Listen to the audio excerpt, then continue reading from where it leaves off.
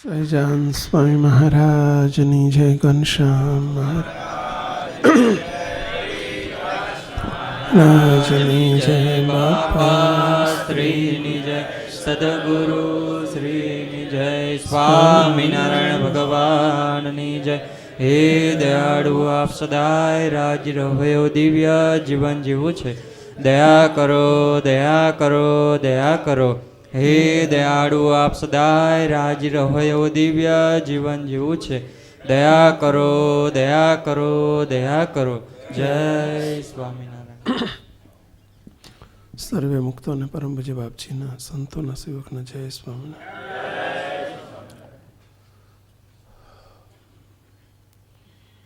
મહારાજે આપણને મુમુક્ષુતા વર્ષની દ્રઢતા માટે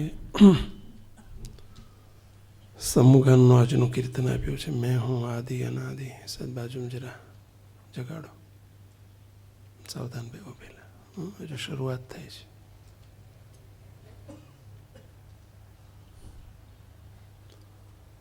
મેં હું આદિ અનાદિ, આ તો સર્વે ઉપાધિ.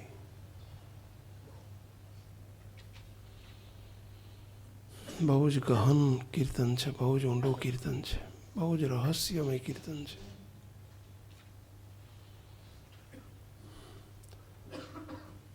રોજ આ કીર્તન બોલવાનો હેતુ એની દ્રઢતાનો છે કે કીર્તન બોલાતાની સાથે જ આપણે પાછા વળતા જઈએ. પાછા વળે એવું કીર્તન છે.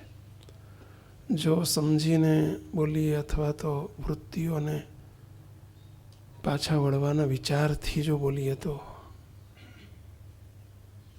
મેં હું આદિ અનાદિ, આ તો સર્વે ઉપાધિ. મેં કોણ છું, મેં કોણ હું કોણ છું એનો નિર્દેશ છે અને પાછા વળવાનો વિચાર છે અંદર.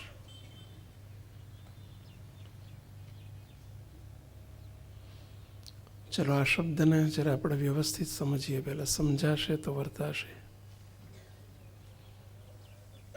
પાછા વળાવવું જોઈએ. પાછા વળવું એટલે વૃત્તિઓને બહિર્મુખી મટાડીને અંતર્મુખી કરવી. બહાર વધવાના વિચારમાંથી અંદર વધવાના વિચારમાં જવું એ પાછા વળવાની પ્રક્રિયા છે. એ પાછા વળ્યા કહેવાય.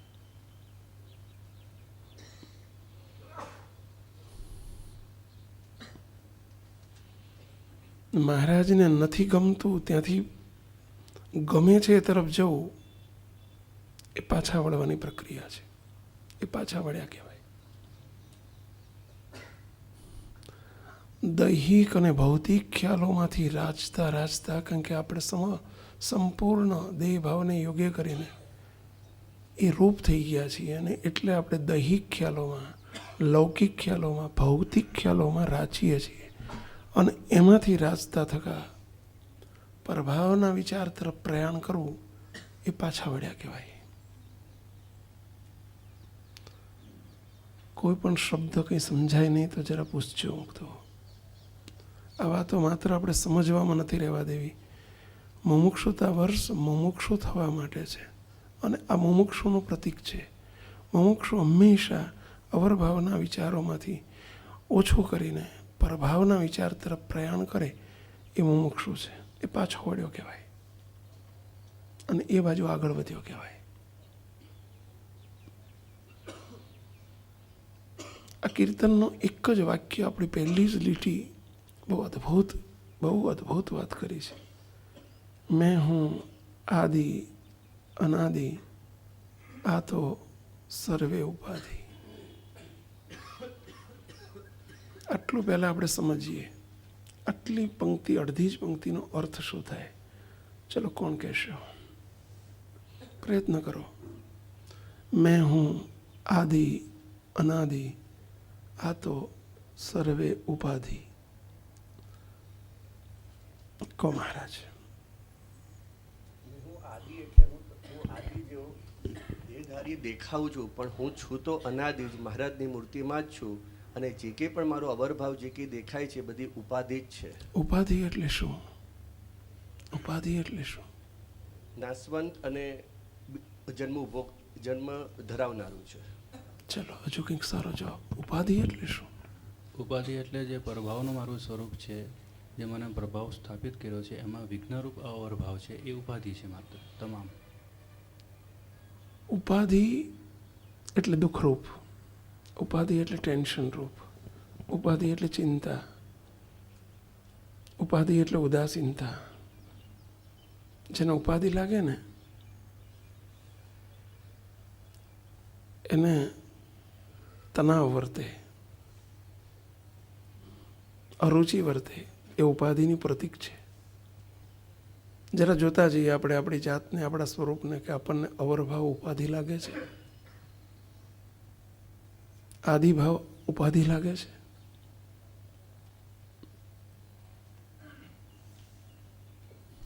અહીંયા એવું સ્વામી એવું કહે છે આપણને કે હું દેખાઉં છું આદિભાવમાં, એટલે કે અવરભાવમાં. મારું નામ પિયુષભાઈ છે, હું કેનેડાનો છું, હું ઘનશ્યામભાઈ, હું કલ્પેશભાઈ, હું રાજનભાઈ. આ બધો અવરભાવ છે. દેહી ભાવને આશ્રીને જે સ્વરૂપનું વર્ણન થાય બધો અવરભાવ છે. બાકી છું હું પરભાવમાં, એટલે કે હું મહારાજનો મુક્ત છું, અનાદિ મુક્ત છું. અને જ્યારે અનાદિ મુક્ત છું એવો પરભાવનો વિચાર રહે એને અવરભાવ ઉપાધિ લાગે. ઉપાધિ એટલે એમ લાગે કે ક્યાં આવ્યું, એ ઉપાધિ કહેવાય. એને કોઈ રસ ન પડે અવરભાવમાં. ત્યારે સમજવું કે આ શબ્દો આપણે ચરિતાર્થ થયા. ઉપાધિ લાગે છે? જરા પૂછો પોતાની જાતને, તપાસો. અહીં સ્વામી આપણને, મહારાજ સ્વામી દ્વારા આપણને આ તરફ લઈ જવા માગે છે. અને આ મુમુક્ષુનું લક્ષણ છે કે જેને અવરભાવ ઉપાધિ લાગે. અવરભાવમાં રહેવાનું છતાં પણ અવરભાવમાં નિર્લેપ તો રહેવાય. જ્યારે ઉપાધિ લાગે ત્યારે એ ઉત્પ્રોત ન થઈ જાય, રસબસ ન થઈ જાય, એની સાથે સંલગ્નપણું ન થાય. અવરભાવને ભોગવતા થતાં પણ અવરભાવ સાથે સંલગ્ન ન થાય, એકમેક ન થાય. કારણ કે એને એ અનુચિત લાગે છે. ઉપાધિ એટલે અનુચિતપણું, ઉપાધિ એટલે ટેન્શન રૂપ. એક દ્રષ્ટાંત એક બે આપું. અમે સંત છીએ અવરભાવમાં.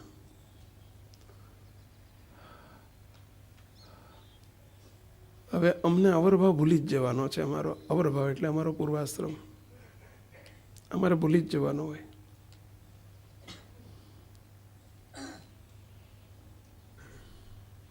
હવે ભૂલમાં કોઈ એવો કોઈ સંજોગ આવીને ઊભો રહે અને પૂછે કે બોલો તમારું નામ શું? હવે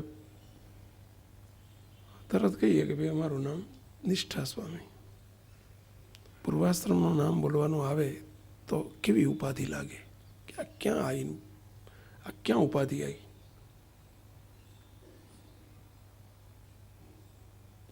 ન ગમે, ન ફાવે,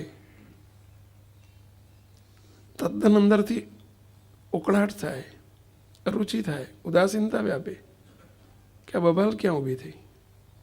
બબાલ લાગે. કારણ કે કોને લાગે? કોને લાગે?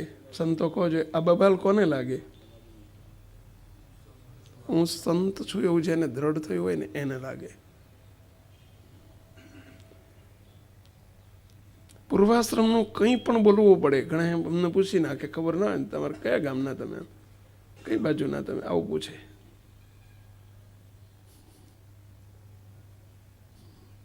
હવે એ બોલવું પડે તો જે સંત છે ને, ખરેખર સંત છે ને, એને અનુચિત લાગે, ઉદ્વેગ લાગે, અશાંતિ થઈ જાય કે આ શું બબાલાઈ.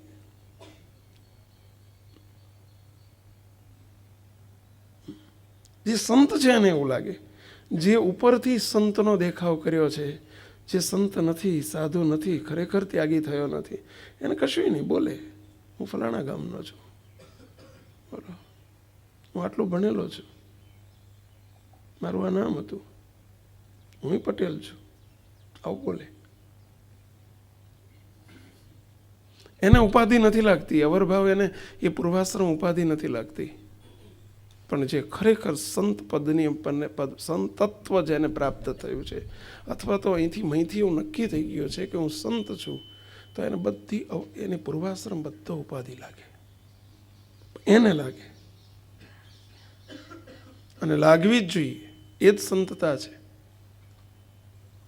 એ જ સાધુતા છે. એને ઉપાધિ લાગે આ બધું. બીજું એક એક્ઝામ્પલ આપું.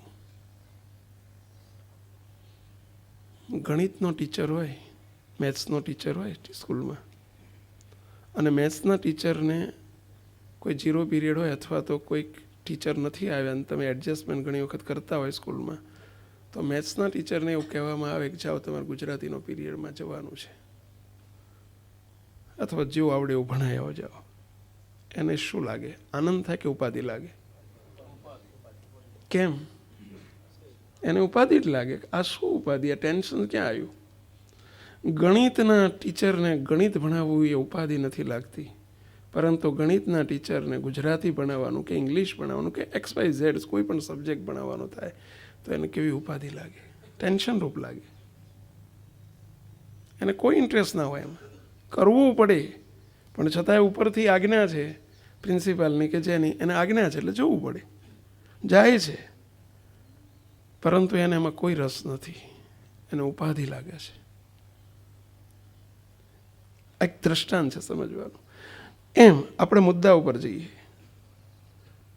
જેને પોતાનો પરભાવનો અનાદિભાવનો ખ્યાલ વર્તે ને એને અવરભાવની કોઈ પણ ક્રિયા કશું જ પણ બધું એને અવરભાવ માત્ર એનો ઉપાધિ રૂપ લાગે, અને લાગે ત્યારે સમજવું કે યાર we are going to right track, આપણે સાચા રસ્તા ઉપર છીએ. ત્યારે સમજવું કે હવે અનાદિમુક્તની શરૂઆત મારી થઈ ચૂકી છે, હું અનાદિમુક્ત છું એ વિચારમાં છું. એને અવરભાવ માત્ર એને ટેન્શન રૂપ લાગે. તપાસતા જજો જરા આપણે પોતાની જાતને. આપણે રસથી ભણાવીએ છીએ, રસથી કરીએ છીએ અવરભાવને, રસથી ભોગવીએ છીએ, રસથી આપણે અવરભાવમાં ડૂબીએ છીએ કે નિરસતા છે આપણને? જરા વિચારજો. પરભાવમાં નિરસતા છે કે અવરભાવમાં નિરસતા છે? આ તપાસવું ને એ પણ એક મુમુક્ષુતા છે. તપાસવું, પોતે પોતાની જાતને તપાસવું. અત્યારે વાત થાય છે કે તપાસતા જાઓ. નથી તપાસતા આવડતું તો સમજી લેવું કે આપણે આ માર્ગે ચડ્યા જ નથી હજુ. તપાસો જરા, જેટલું તપાસી શકાય છે. અને જેટલી પછી આગળ નિરસતા દેખાય કે અવરભાવમાં નિરસતા વર્તે, ભલે પછી એ ધંધો કરવાનો હોય, નોકરી કરવાની હોય, વ્યવહાર કરવાનો હોય, અમે સંતો છીએ અમારી સેવા કરવાની હોય, તો સેવામાં સ્વામી નિરસતા આપે અથવા તો ઉપાધિ લાગે તો સેવા થાય કેવી રીતે? આવો પ્રશ્ન થાય. અમે ધંધો કરીએ છીએ, વ્યવહાર કરીએ છીએ, અને સારું અમારે જો ધંધા વ્યવહારમાં અમારે કંઈ નિરસતા જ વ્યાપે, ઉદાસીનતા રહે તો અમારાથી થાય કેવી રીતે? જવાબદારી પૂરી કેવી રીતે કરી શકાય? આવો પ્રશ્ન થાય.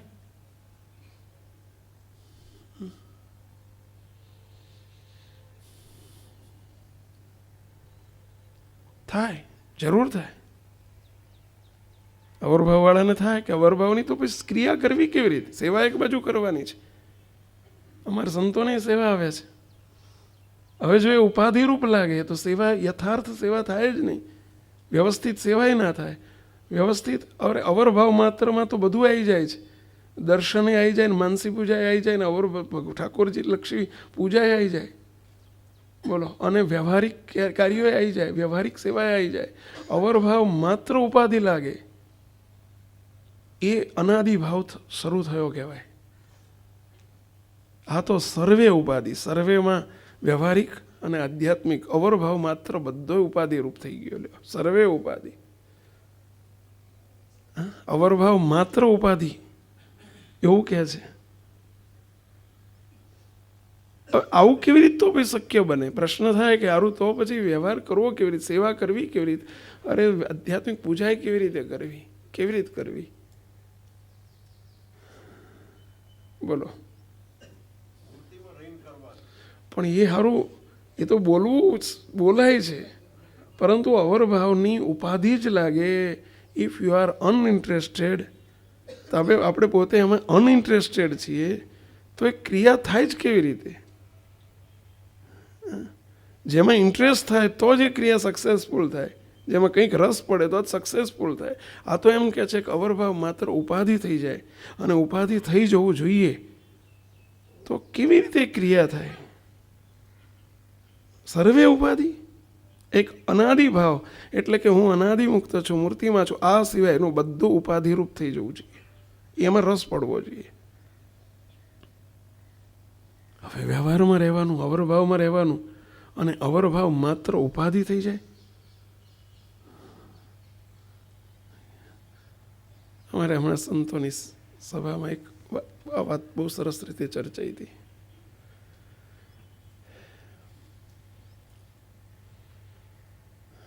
જોજો તમે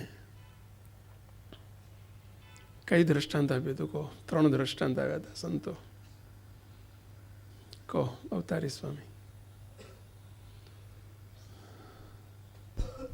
મહારાજે પહેલું દ્રષ્ટાંત આપ્યું હતું કે આપણે રસ્તાની અંદર જતા હોઈએ ને ત્યારે રેડ લાઇટ આવે તો આપણે રસ્તામાં જઈએ છીએ, આપણે ગાડી લઈને નીકળ્યા હોઈએ ત્યારે રેડ લાઇટ પણ આવે છે અને ગ્રીન લાઇટ પણ આવે છે. હવે એમાંય જેને વધુ ઉતાવળ હોય ને જવાની, સ્પીડમાં જવું હોય ને જેને બહુ આગળ અર્જન્ટ જવું હોય, જોજો એને રેડ લાઇટ ઉપાધિ લાગે કે ના લાગે? એને જેવી રેડ લાઇટ આવીને ઊભી રહે એટલે એને શું લાગશે? ટેન્શન રૂપ લાગશે કે ક્યાં આવી. છતાંય ઊભું રહેવું પડે છે કે નહીં? ઊભો છે અને અજંપો છે. ઊભો છે પણ એના અંદર અજંપો છે. શું અજંપો છે? કે આમ એની ધ્યાન ક્યાં હોય? ગ્રીન ઉપર જ હોય કે ક્યારે ગ્રીન થાય ને ક્યારે હું ભાગું, ક્યારે ગ્રીન થાય ને ક્યારે ભાગું. એને ઊભો રહે છે પણ એને રેડ લાઇટમાં રસ નથી, ઇન્ટરેસ્ટ નથી. એને ઇન્ટરેસ્ટ ગ્રીનમાં જ છે, રેડમાં નથી. અને છતાંય ઊભું રહેવું પડે છે, કાયદાનું પાલન કરવું પડે છે. પણ એની નજર પેલા પોઈન્ટ આવે તે પેલું ડિજિટલ હોય છે ને, પેલા ફિગર્સ આવતા હોય બધા, અને પેલું 65 હોય 65 ક્યારે જશે, આ બળ્યું ક્યાં આવ્યું, જેવું થાય કે આ લાઇટ ક્યાં આવી. પછી આમ જોયા કે 64 63 હજુ 48 જ પહોંચ્યું છે. એની નજર ત્યાં જ હોય 34 32 પછી 28 તમે જુઓ પેલું જેમ જેમ જેમ જેમ રિડ્યુસ થતું હોય ફિગર, અને જ્યાં 5 થાય ને હાશ, જો જેમ જેમ એને પેલી રેડ લાઇટનું પ્રમાણ ઘટતું જાય, એની જે વેઇટ કરવાનું છે એ ઘટતું જાય, થોભવાનું ઘટતું જાય, તેમ એને આનંદ થતો જાય છે. ઊભું રહેવું પડે છે, ક્રિયા કરવી પડે છે, કાયદાનું પાલન રસપૂર્વક કરવું પડે છે, રસપૂર્વક કરવું પડે છે, છતાંય અનઇન્ટરેસ્ટેડ છે, છતાંય નિરસ છે. એને ગ્રીન લાઇટમાં જ રસ છે. ક્યારે ગ્રીન થાય ને ક્યારે હું ભાગું, ક્યારે ગ્રીન થાય ને ક્યારે હું ભાગું. એક્ઝેક્ટલી જેને પ્રભાવમાં જવું છે એને અવરભાવ માત્ર રેડ લાઇટ લાગવી જોઈએ.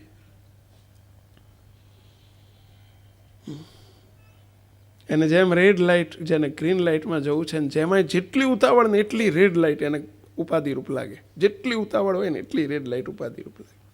અને જોજો ઘણાને ઉતાવળ જ ના, જઈએ જ શાંતિ. અમારા વિદેશમાં તો એવું તમે જુઓ, અને એમાં કંઈ બહુ ઉતાવળ જેવું હોય જ નહીં. ત્યાં બોલો આગળથી આપણે લોકો પેલી લીલી લાઇટ હોય ને, અહીંયા આપણે શું કરીએ? જલ્દી સ્પીડમાં દોડાઈએ, જલ્દી ભાગી જઈએ. ત્યાં વિદેશમાં ધીમી પાડી દે ઉપરથી. બોલો જઈએ જ શાંતિ કે ઉપરથી ધીમી પાડે. જેને જેટલી ઉતાવળ વધુ ને એટલી રેડ લાઇટ ઉપાધિરૂપ લાગે, બોજરૂપ લાગે, ટેન્શનરૂપ લાગે, ક્યાં આવ્યું એવું લાગે.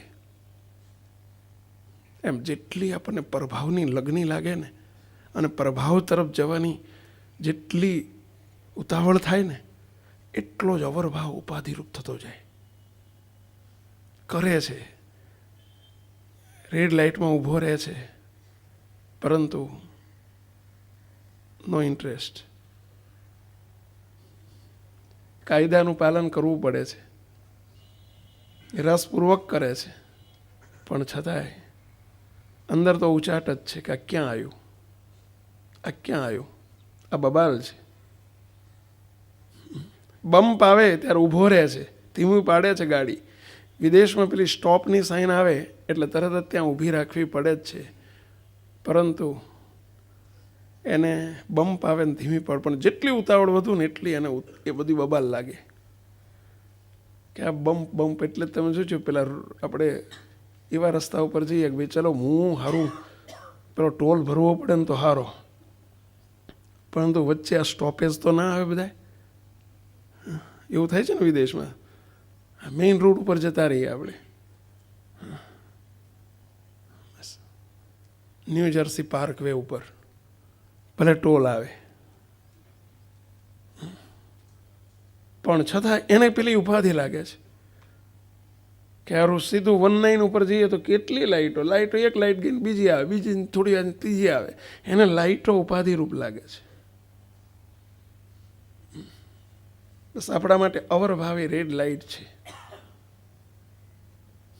જેને પ્રભાવની ઉતાવળ થાય, લગ્ની લાગે, બસ મેં કોણ હું અનાદિ ભાવમાં જે વર્તવા માંડે ને એને કરે, બધી ક્રિયા કરે, પરંતુ એને અંદરથી ઉચાટ જ વર્તે અવરભાવમાં.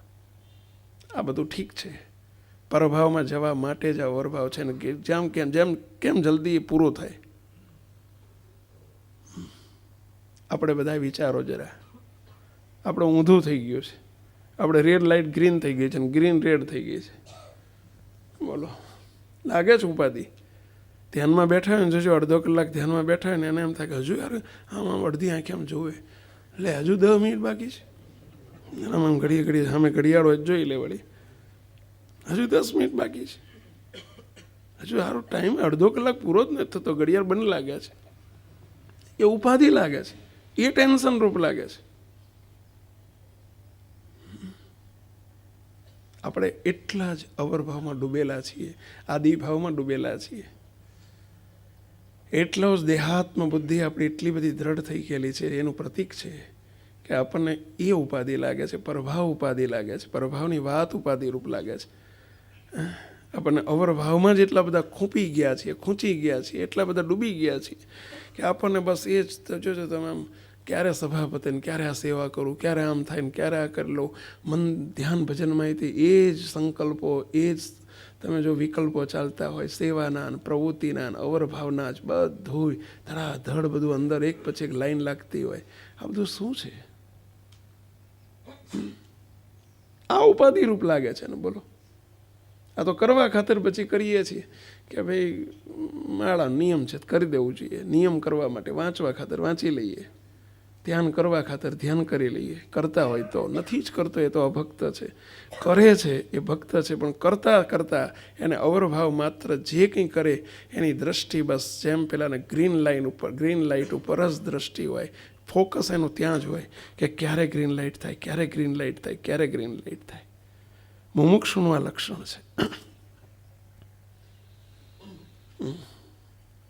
ક્રિયા કરે છે પણ છતાં ક્રિયાથી નિર્લેપ રહે છે. રેડ લાઇટમાં ઊભો રહે છે ને છતાં રેડ લાઇટથી નિર્લેપ છે. બોલો, એને નથી ગમતું એની નિર્લેપ અવસ્થા છે, એને એમાં રસ નથી એની નિર્લેપ અવસ્થા છે, એને અંદર ઉચાટ લાગે છે એની નિર્લેપ અવસ્થા છે. બધું કરે, વ્યવહાર છે, તમારા સ્ત્રી પુત્ર પરિવાર છે, ક્યાંક જવું પડે, આવવું પડે, પ્રસંગો કરવા પડે, પણ વિચારો આપણે કેટલા રસપૂર્વક થાય છે બધું. અને એ બધામાં કેટલી નિરસતા વર્તે છે. બસ જેટલી નિરસતા વર્તે છે એટલી આપણી મુમુક્ષુતા છે. એટલા જ આપણે આ બાજુ થોડીક શરૂઆત થઈ છે. હા, ઘણા નિરસ હોય, કંઈ વળતર ના મળતું હોય ને તોય નિરસ હોય. જોજો, અવરભાવમાં વળતર ના મળતું હોય ને કંઈ એનો બદલો ના મળતો હોય ને તોય નિરસ હોય. પણ બદલો મળે છે અવરભાવનો અને છતાંય નિરસતા છે, એ મુમુક્ષુતા છે. નહીંતર પેલાની તે નિરસતા વર્તે. તમે કોઈના લગ્નમાં જાઓ ને જોજો, આગળ એના ભાઈના લગ્નમાં, બેનના લગ્નમાં, ક્યાંક કોઈના મેરેજમાં ગયા હોય, ગમે એટલું તમે આગળના દિવસોમાં રાખ્યું હોય, બધું ખૂબ એનું સાચવ્યું હોય ને તોય તમને જૂતા જ માર્યા હોય, એટલે કે અબજશ જ આપ્યો હોય, તોય તમે કરો ખરા, પણ નિરસ થઈને કરો છો. એનો અર્થ એવો નથી કે તમે મુમુક્ષુ છો. કરવા ખાતર કરો છો, પણ એ નિરસતા જુદી વસ્તુ છે ને આ નિરસતા વસ્તુ જુદી છે. એ નિરસતા તો આવે છે, ધંધો કરતા જો કશું વળતું ના હોય ને કરવો પડતો હોય તોય નિરસતા હોય. નોકરીમાં જાઓ ને કશું વળતું ના હોય તો એ નિરસતા હોય. હા, વ્યવહારિક કાર્યોમાં નિરસતા થાય છે, પરંતુ એ નિરસતા વસ્તુ જુદી છે, એ કાયરતા છે. એ નિરસતા વસ્તુ આખી જુદી છે, એ કંઈ મુમુક્ષુતા નથી. મુમુક્ષુને કરોડો રૂપિયાની કમાણી હોય તોય નિરસતા હોય, એને અવરભાવ માત્ર એમ જ લાગે, કારણ કે પ્રભાવ એનો મેઇન સબ્જેક્ટ થઈ ગયો છે. કીધું ને, સંત હું જેટલું, હું કોણ છું નો વિચાર જેટલો આવે, હું મેથ્સનો ટીચર છું, આ જેટલું ફિક્સ થઈ ગયું છે ને, એટલે એને ગુજરાતીના પીરિયડમાં નિરસતા છે કે હું ટીચર છું. અને પણ ટીચર શાનો છું? હું મેથ્સનો ટીચર છું, એટલે એને મેથ્સના ટીચરમાં ક્યારેય નિરસતા નથી આવતી, પણ એને બીજું કરવું પડે છે, નિરસતા આવે છે. ક્રિકેટરને ફૂટબોલ રમવાનું તમે કહો, કોઈ ક્રિકેટર હોય ને એને કહો ત્યારે ફૂટબોલ રમવા જવાનું છે, બોલો ગેમ જ છે એક જાતની, એ પ્લે જ કરવાનું છે, પણ છતાંય તે એને એમાં નિરસતા આવે છે કે આ ક્યાં આવ્યું. કારણ કે હું કોણ છું? તો હું ક્રિકેટર છું. એને એટલું દ્રઢ થઈ ગયું છે હું ક્રિકેટર છું. એ ક્રિકેટર છું એ શબ્દ જ એને બીજું એ સિવાયનું બધામાં એને નિરસતા કરાવી નાખે છે. બધી ગેમ, પછી કબડ્ડી રમવાનું કહો તો એને નિરસતા હોય, એને ફૂટબોલ રમવાનું કહો તો નિરસતા હોય, એને વોલીબોલ કહો તો નિરસતા હોય. હા, એને ક્રિકેટમાં જ રસ છે, કારણ કે હું ક્રિકેટર છું. આ વિચાર એને દ્રઢ થઈ ગયો છે. એમાં આપણને જ્યારે અનાદિભાવનો વિચાર દ્રઢ થાય નથી, એટલે આપણને નિરસતા નથી થતી બીજે, અને આમાં રસ નથી પડતો. આ આટલું દ્રઢ નથી થયું પહેલાં કે હું અનાદિ મુક્ત છું. આ જેટલું દ્રઢ થાય ને, હું અનાદિભાવ દ્રઢ થાય એટલું જ આદિભાવ નિરસ થતો જાય. આદિભાવ એને ઉપાધિરૂપ લાગતો જાય. આ માપદંડ છે માપવાનું. જરા જોતા જજો અત્યારે આપણને, અત્યારે સમય બધું અવરભાવ માત્રમાં આપણે રાચવાનું રહેવું પડે છે, પરંતુ છતાંય નિરસ થઈને રહે. બીજું દ્રષ્ટાંત એક આપ્યું હતું, બોલો સ્વામી. બીમાર પડ્યા હોય ને દવા લેવાની કીધી હોય. Very good. આપણે બીમાર હોઈએ અને બીમાર પડ્યા હોય ત્યારે દવા લેવી પડે છે કે નહીં? નાના છોકરાને તેની મમ્મી આપે, પણ આપણને કોણ આપવા આવે છે? આપણી જાતે લઈ લઈએ છીએ. દવા ગમે છે, બહુ ભાવે છે? કોઈ એવો સેમ્પલ છે? આંગળી ઊંચી કરજો કે મને દવા બહુ ભાવે. બોલો, ખટમીઠી હોય, ગળી હોય, સ્વાદિષ્ટ હોય, તો એ દવા ભાવે? છતાંય રસપૂર્વક લેવી પડે છે, છતાંય લેવી પડે છે, ઇન્ટરેસ્ટથી લેવી પડે છે, પણ છતાંય અંદર નિરસ છે. અંદર તો એવું જ છે ક્યારે બંધ થાય. હવે પૂછે કે ભાઈ હવે કેટલા દિવસ લેવાની સાહેબ, બોલો ને જલ્દી. એને લે છે, રસપૂર્વક લે છે, ટાઈમ ટુ ટાઈમ લે છે, છતાંય નિરસતાથી લે છે. સમજે, અંદર ઉદાસીનતા છે દવા પ્રત્યે. કોઈ એવું નથી હોતું કે જેને દવા ગમે. બોલો, એની નજર ક્યારે દવા પૂરી થાય, ક્યારે દવા ખતમ થાય, ક્યારે દવાનો ડોઝ પૂરો થાય, એની ઉપર છે. દવા લેવા તરફ નહીં. દવા લેવા તરફ હોવા છતાંય, રસપૂર્વક લેવા છતાંય અંદર તો એક જ વિચાર છે કે દવા કેદી બંધ થાય, કેદી બંધ થાય. ઉપાધિરૂપ લાગે એને, ટેન્શન રૂપ લાગે. બસ અવરભાવ માત્ર દવાની જેમ ઉપયોગ કરતા શીખીએ આપણે, અવરભાવ માત્રનો. પ્રશ્ન આપણો એ હતો કે અવરભાવમાં રહ્યા થકા પરભાવ, અરે અવરભાવ કરવાનો અને અવરભાવની સેવા પૂજા બધું કરવાનું, અવરભાવમાં રહેવાનું, સારું અનઇન્ટરેસ્ટેડ રહેવા જઈએ તો કામ પૂર્ણ કેવી રીતે થાય?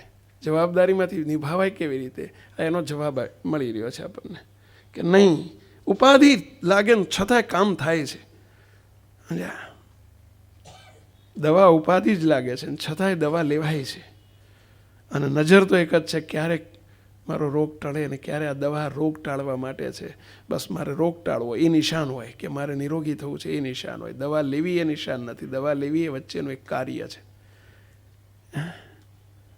સતત આપણને અનુસંધાન રહેવું જોઈએ. અવરભાવ દવા છે, બસ લેવી પડે છે. દવા કોઈને ન ગમે, મને ગમવી ના જોઈએ. તો બહુ સંતો હરિભક્તો આપણે વિચારજો, આ શબ્દ સાંભળવામાં ના રહેવા દેતા પ્લીઝ. આ કારણ સત્સંગ છે. મેં કોણ હું, અને આ જેટલું દ્રઢ થશે હું કોણ છું, એટલું જ આ બધું જ આગળનો બધો આધાર, મૂર્તિમાં રહેવાનો આધાર એની ઉપર છે, સ્થિતિનો આધાર એની ઉપર છે, પોતાને શું કરવા માટે આવ્યો છું એનો આધાર એની ઉપર છે, જીવન ધ્યેયનો આધાર આખો એની ઉપર છે. જેટલું આ દ્રઢ થશે, મેં કોણ હું કોણ છું, બસ આ વિચાર નથી, એટલે આપણે બીજા લાવા ઝાંખા મારીએ છીએ, બીજે આપણે દોડાદોડ કરીએ છીએ, બીજું ત્રીજું આપણને ઇધર તિધર, એમાં જ આપણે આપણી જિંદગી ગુમાવી દઈએ છીએ. અમુક તો આપણું જે ઓરિજિનલ વર્ક છે રહી જાય છે. ઓરિજિનલ કાર્ય છે એમાં આપણે ગૌણ કરી નાખીએ છીએ ને કે ખરેખર હું કોણ છું ને મારું કર્તવ્ય શું છે. હા, વિચારજો જરા. ત્રીજો એક પ્રસંગ કહી દઈએ, ત્રીજું દ્રષ્ટાંત, પછી જેને પ્રશ્ન પૂછવો એને પૂછજો. ત્રીજું દ્રષ્ટાંત. કે અનાજ હોય ને અનાજ સાફ કરવાનું હોય ત્યારે ઘઉં અને દાળની અંદર કાંકરી આવે તો કાંકરીને કાઢીએ છીએ રસ. આપણે અનાજ સાફ કરતી વખતે જોજો તમે, નજર ક્યાં રાખવી પડે છે? જીવાત ઉપર, કાંકરા ઉપર. પણ છતાંય નજર કેમ રાખીએ છીએ? કાઢવા માટે થઈ. વીણીએ છીએ પણ એમાં રસ નથી. રસ નથી એટલે એ વીણીએ છીએ ભેગું નથી કરવાનું, એને તો ફટ થઈને કાઢી જ નાખવાનું છે. એ રસપૂર્વક વીણે છે પરંતુ કાઢવા માટે વીણે છે, નહીં કે રાખવા માટે વીણે છે. અનાજ સાફ કરીએ છીએ, કાંકરીને જીવાત ઉપર નજર રાખે છે રસપૂર્વક. રસ ના રહે તો એ વીણે જ નહીં. વીણે છે પરંતુ એને કાઢવા માટે વીણે છે, ચોખ્ખું થવા માટે વીણે છે. અવરો ભાવ એ કાંકરી જેવો છે, જીવાત જેવો છે. એ જીવાતને કાંકરી ઉપાધિ રૂપ છે. એ ઉપાધિ ટાળવા માટે ઉપાધિ તરફ લક્ષ આપે છે, નહીં કે ઉપાધિમાં રસબસ થવા માટે ઉપાધિ ભેગી કરે છે. ઉપાધિ લાગે છે કે આ કાંકરી આવી એ ઉપાધિ છે, રસપૂર્વક વીણવી પડે છે પણ છતાંય એમાં કોઈ રસ નથી. સીધી જ બહાર ફેંકી દે છે, આમ કહીને કાઢતાની સાથે જ ફેંકી દે. અને ત્યારે એ ફેંકી દે છે ને ત્યારે એકલી શુદ્ધ દાળ, શુદ્ધ અનાજ, શુદ્ધ વસ્તુ રહે છે, એકલો પ્રભાવ રહે છે. સમજ્યા? અમુક તો આપણને બધું આવડે છે, નથી આવડતું એવું નથી. આ બધા તો એક્ઝામ્પલ રોજબરોજના આપણા રોજબરોજની લાઈફના છે કે આપણને ક્રિયા કરતાં પણ ક્રિયામાં ડૂબવા છતાંય ક્રિયા ઉપાધિરૂપ લાગે એવું બને છે. આ બધું આપણે એક્ઝામ્પલ આપ્યા, દ્રષ્ટાંતો એના છે કે આપણે ક્રિયા કરીએ છીએ પણ છતાંય ઉપાધિ માનીને કરીએ છીએ અને ઉપાધિ રૂપ જ લાગે છે, ટેન્શન રૂપ લાગે. ચોખ્ખી દાળ હોય એકલી તો એને કેવો આનંદ થાય, આ બબાલ જ નહીં વીણવાની કરવાની. સમજ્યા? એ નથી ચોખ્ખી એટલે તો વીણવી પડે છે. એકલો નર્યો પ્રભાવ જ ગમે, ચોખ્ખી દાળ એટલે નર્યો પ્રભાવ, પણ છતાંય તે અવરભાવનું એ ક્રિયા કરવી પડે છે. એમાં રસ ના હોવો જોઈએ. મુક્તો જેટલું આપણને પોતે હું મુક્ત છું, અનાદિ મુક્ત છું એ ભાવમાં ડૂબ્યા આવીશું ને એના માટે છે આ બધું. એને કરવું પડે પરંતુ છતાંય એને ન છૂટકે એમ લાગે કે ક્યાં આવ્યું, આ ક્યાં આવ્યું, આ ક્યાં આવ્યું. એને સ્વામી એમ કહે છે કે મેં હું આદિ અનાદિ, આ તો સર્વે ઉપાધિ. આપણે બોલી તો ગયા 2 વખત 5 વખત, એ આજે મને લાગે 24 તારીખ થઈને 23 દિવસથી બોલીએ છીએ આપણે, જો બોલતા હોય તો. પરંતુ સર્વે કર્યો, નામું લખ્યું, વિચાર કર્યો, આપણે એ તરફ આગળ વધ્યા, પાછા વળ્યા, અવરભાવ તરફ પાછા વળ્યા, પરભાવ તરફ ડગલા માંડ્યા, ઉપાધિરૂપ લાગવા માંડ્યું. અને લાગવા માંડ્યું એનો અર્થ કે આપણે પરભાવના વિચારમાં આવી ગયા, અંદર એ બાઉન્ડ્રીમાં આવી ગયા. હજુ પરભાવ સુધી પહોંચી નથી ગયા પરંતુ એ બાઉન્ડ્રી છે જે પરભાવની જે પેરેફરી છે એ પેરેફરીમાં આપણે પહોંચી ગયા છીએ.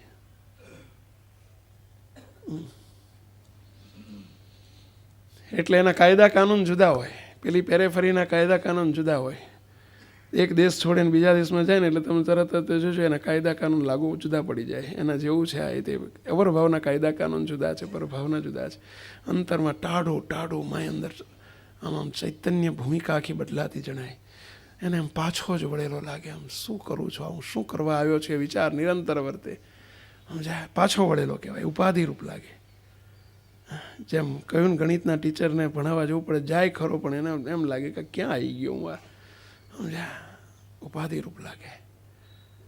તો થોડો વિષય અંતર સન્મુખ થવાનો છે, અંતર પરીક્ષાનો છે, મહી જોવાનો છે, પાછા વળ્યાનો છે. એટલે બધાને રસ નથી પડે એવો, પરંતુ પડ્યા સિવાય છૂટકોય નથી. હવે બાવા બનના પડા है तो हिंदी बोलना ही पड़ेगा, जैसा आवड़े ऐसा बोलना पड़ेगा, लेकिन बोलना ही पड़ेगा. आज नहीं बोलेंगे तो कल बोलना पड़ेगा, लेकिन बोलना तो पड़ेगा ही पड़ेगा. कारण सत्संग में आ ही चुके हैं, तो वो करना ही पड़ेगा. આપણો ગોલ છે ને તમારો ના હોય તો અમારો તો છે, સમજ્યા? અમારે પહોંચાડવા છે, આ મહારાજનો સંકલ્પ છે.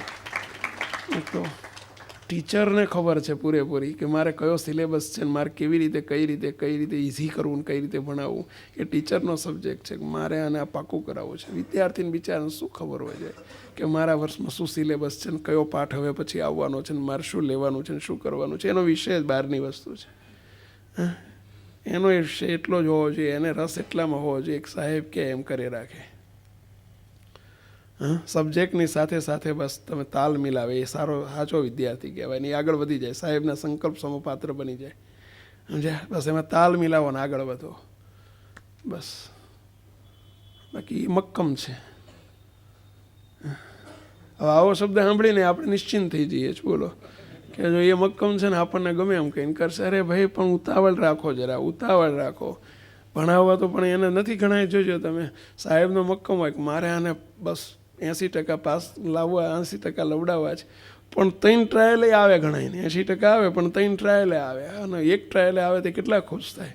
પણ 1 ટ્રાયલે, પહેલી ટ્રાયલે 80% 90% ટીચર લવડાવે. ક્યારે લવડાવે? ટીચરથી એકલાથી નહીં બને. ટીચરનો ભલે સંકલ્પ મજબૂત છે, સામે વિદ્યાર્થીનો સંકલ્પ મજબૂત થાય, અને એ તાલ મિલાવતો જાય, સાહેબની જોડે ને જોડે પ્રાસ મિલાવતો જાય, પોતાનો તાલ મિલાવતો જાય, પોતે સાહેબ કે એમ કરી રાખે અને આગળ વધતો જાય. લેસન આપે, હોમવર્ક આપે, કરે, એક્સ્ટ્રા વર્ક આપે, કરે, આ બધું કરે, એ બધું કરવા માંડે, એ આગળ વધી જાય. તો કહ્યું ને કેવું, જેને ઉતાવળ હોય ને એને રેડ લાઇટ ઉપાધિ લાગે. બાકી ઉતાવળ ના હોય ને શું, જઈએ શાંતિ, ત્યાં જઈને બેવું, એવું અહીં બેઠા છે, શું વાંધો છે? બોલો, એને ઉપાધિ લાગે જ નહીં.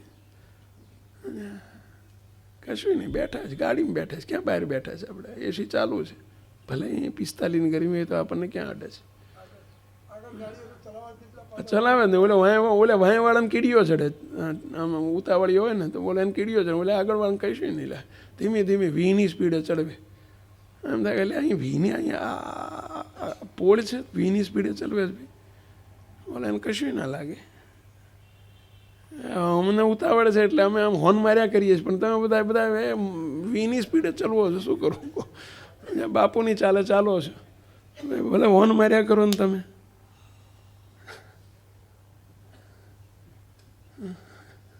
શું પૂછવું કહો? કંઈક પૂછવા જતા હતા રાજુભાઈ, આપ પણ પૂછવા જતા હતા. જેને કંઈ પ્રશ્ન થાય તો પૂછજો. પરંતુ આ કોન્સેપ્ટ માત્ર હસી કાઢવાનો નથી, સમજવાનો નથી, આ સમજવા માટે નથી. સમજ્યા પછી એ પ્રમાણે વર્તવાનું છે. બસ આપણી ચાલ, આપણી ઉપાધિરૂપ બસ લાગવો જોઈએ બસ. અને એ ત્યારે જ લાગશે. એની એક જ શરત છે. ક્યારે? ચાલો, અવરભાવ માત્ર ઉપાધિ તો જ લાગશે, અને તેને જ લાગશે. કોને? બોલો ઘનશ્યામ મહારાજ. હું અનાદિ મુક્ત જ છું, બસ હું મૂર્તિરૂપ છું. આ જેટલો વિચાર દ્રઢ થયો હશે ને એટલું જ ઉપાધિરૂપ લાગશે. બાકી લાગે જ નહીં. નથી લાગતું તો સમજી લેવાનું કે હવે આપણે દેહરૂપ છીએ, સંપૂર્ણ દેહાધ્યાસી છીએ. નક્કી નક્કોર છે. તપાસવા માટે છે, અને તપાસીને હવે આ વાત દ્રઢ કરવાની છે. બસ હું કોણ છું. નિરુત્થાનપણે નિશ્ચય જે મહારાજનો આપણને થઈ ગયો છે, એમ આપણને પોતાના સ્વસ્વરૂપનો નિશ્ચય થવો જ જોઈએ, ફરજિયાતપણે થવો જોઈએ. એ જ આપણી પ્રગતિ કરાવશે. બોલો મહારાજ.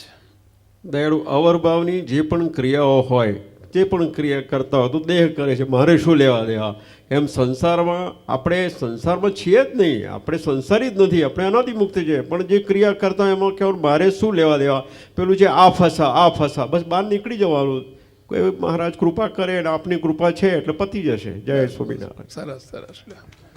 બસ આ પ્રમાણે વર્તે એ આપણું એ લક્ષ્ય છે આપણું, કે આ પ્રમાણે વર્તવું છે. વર્તશે ને પછી આગળ પ્રભાવ તરફ આપણે તરફ દોટ મૂકી શકશું. પહેલી એની પ્રથમ શરત આ છે. પ્રભાવમાં આગળ વધવા માટેની ફર્સ્ટ સ્ટેપ ઇઝ ધીસ. પહેલું ચરણ આ છે કે ઉપાધિરૂપ લાગે. ગઈ વખતે આપણે છેલ્લું વાક્ય હમણાં બોલ્યા કે એ જ આવ્યું હતું કે અવરભાવ માત્ર મારા માટે નથી, બસ આ મારા માટે નથી, એવું અંદરથી વર્ત્યા કરે. આ મારા માટે નથી. જેમ આપણે કહ્યું હતું, બાળકને રમકડા મારા માટે નથી એવું ના લાગે. એને એમ જ લાગે કે આજ મારા માટે. પણ મોટો માણસ થાય એટલે એને એમ જ લાગે રમકડા મારા માટે નથી, આ ટોયઝ મારા માટે નથી. એ લાગે છે એ જ એનું મોટાપણું છે, એ જ એની પુખ્તતા છે, એ જ એની એની શું કહેવાય મેચ્યોરિટી છે, એ જ એની મેચ્યોરિટી છે કે બસ મને હવે હું પુખ્ત થયો. એને બોલવું નથી પડતું હું 18 વર્ષ ઉપરનો થઈ ગયો, હું સમજુ છું. એને જે દિવસે રમકડા મારા માટે નથી એવું લાગશે એ દિવસે એની પુખ્તતાની શરૂઆત થઈ કહેવાય. એ એની મેચ્યોરિટીની શરૂઆત છે. હજુ જ્યાં સુધી અંદર થોડો કે રસ રહે છે રમવામાં, હજુ તમે જોજો ઘણા 50 વર્ષના હોય ને તો પેલી ગેમ રમ્યા કરતા હોય. એટલે ઘણા કહે છે પેલા વિડીયો ગેમ શું કહે પેલું મોબાઈલમાં તમે જો ગેમ રમ્યા કરતા, બોલો 50 વર્ષના 60 વર્ષના હોય તો નવરા પડે ને સીધા ગેમ રમે. એ જ બતાવે છે કે ચાઇલ્ડ નથી પણ છતાં ચાઇલ્ડ જ છે, બાળક જ છે. એને ભાન જ નથી કે હું કોણ છું. ઉંમરથી 60 વર્ષનો છે, બાકી છે છોકરું જ હજુ, એટલે તેને ગમે છે. એમ આપણે કારણ સત્સંગમાં આવીને બેઠા છીએ એટલે અનાદિમુક્ત છીએ. ઉંમરથી છીએ, બોલવામાં છીએ, શબ્દોથી છીએ. જો હજુ આપણને અવરભાવમાં રસ પડતો હોય એમાં જ ગમતું હોય તો એ કહેવાય 60 વર્ષનો છે, દાદા છે. દાદા પણ જો હજુ ગેમ જ રમતા હોય તો દાદા બોલવા માત્ર છે, બાકી છોકરું જ છે. સમજી રાખજો જરા. આપણે અનાદિમુક્ત છીએ, મોટાએ કર્યા છે, ઉંમરથી આપણને જેમ દાદા થઈ ગયા, પરંતુ ખરેખર દાદાનો ગુણ નથી આપણામાં. દાદાને 70 વર્ષના દાદા ગેમમાં રમવા મજા આવે, બરાબર. એમ અનાદિમુક્ત કર્યા પછી આપણને અવરભાવમાં મજા આવે અને એના માટે જિંદગી કસી નાખવાની, એની પુષ્ટિ માટે, અને એ જ રમ્યા કરવાનો અવરભાવ જ એનામાં કુટાયા કરવાનું.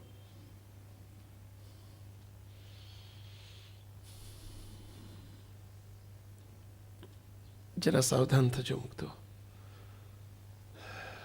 જેટલો આપણને વિચાર રહેશે એટલું જ આ બધું અલિપ્તપણું રહેશે, નિર્લેપપણું રહેશે, અને એટલી વૃત્તિઓ પાછી રહેશે આપણી. કરવા છતાંય કરવું ગમશે નહીં એટલે કરે છે. ધંધા કરવા પડે, વ્યવહાર કરવા પડે, લગ્ન પ્રસંગ કરવા પડે, બધે જવું પડે. અમે તે સંસ્થાનો વ્યવહાર લઈને બેઠા છીએ, સમૈયા કરવા પડે, ઉત્સવ કરવા પડે, પણ પેલો વિચાર નિર્લેપ રાખે. કયો વિચાર? બસ હું કોણ છું, હું શું કરવા માટે આવ્યો છું, આ વિચાર નિર્લેપ રાખે.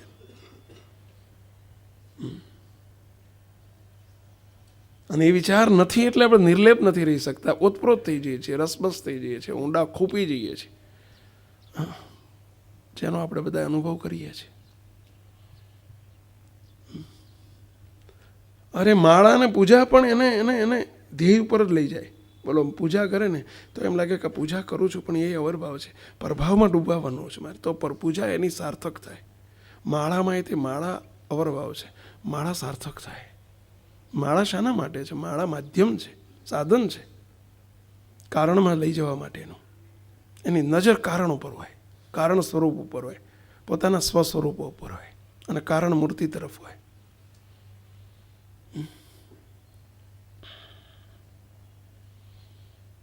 એને ઉપાધિ રૂપ લાગે.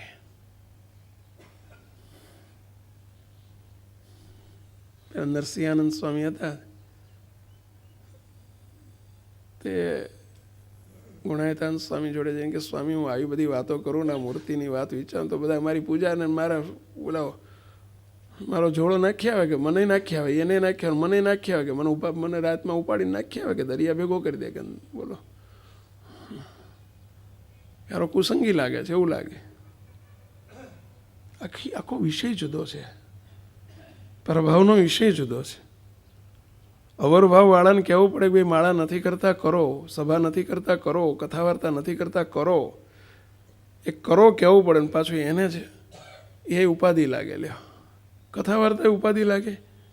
આ જેને મૂર્તિમાં જોડાવવું છે અને એ તે કારણ કે ચારો છે, માળો નથી.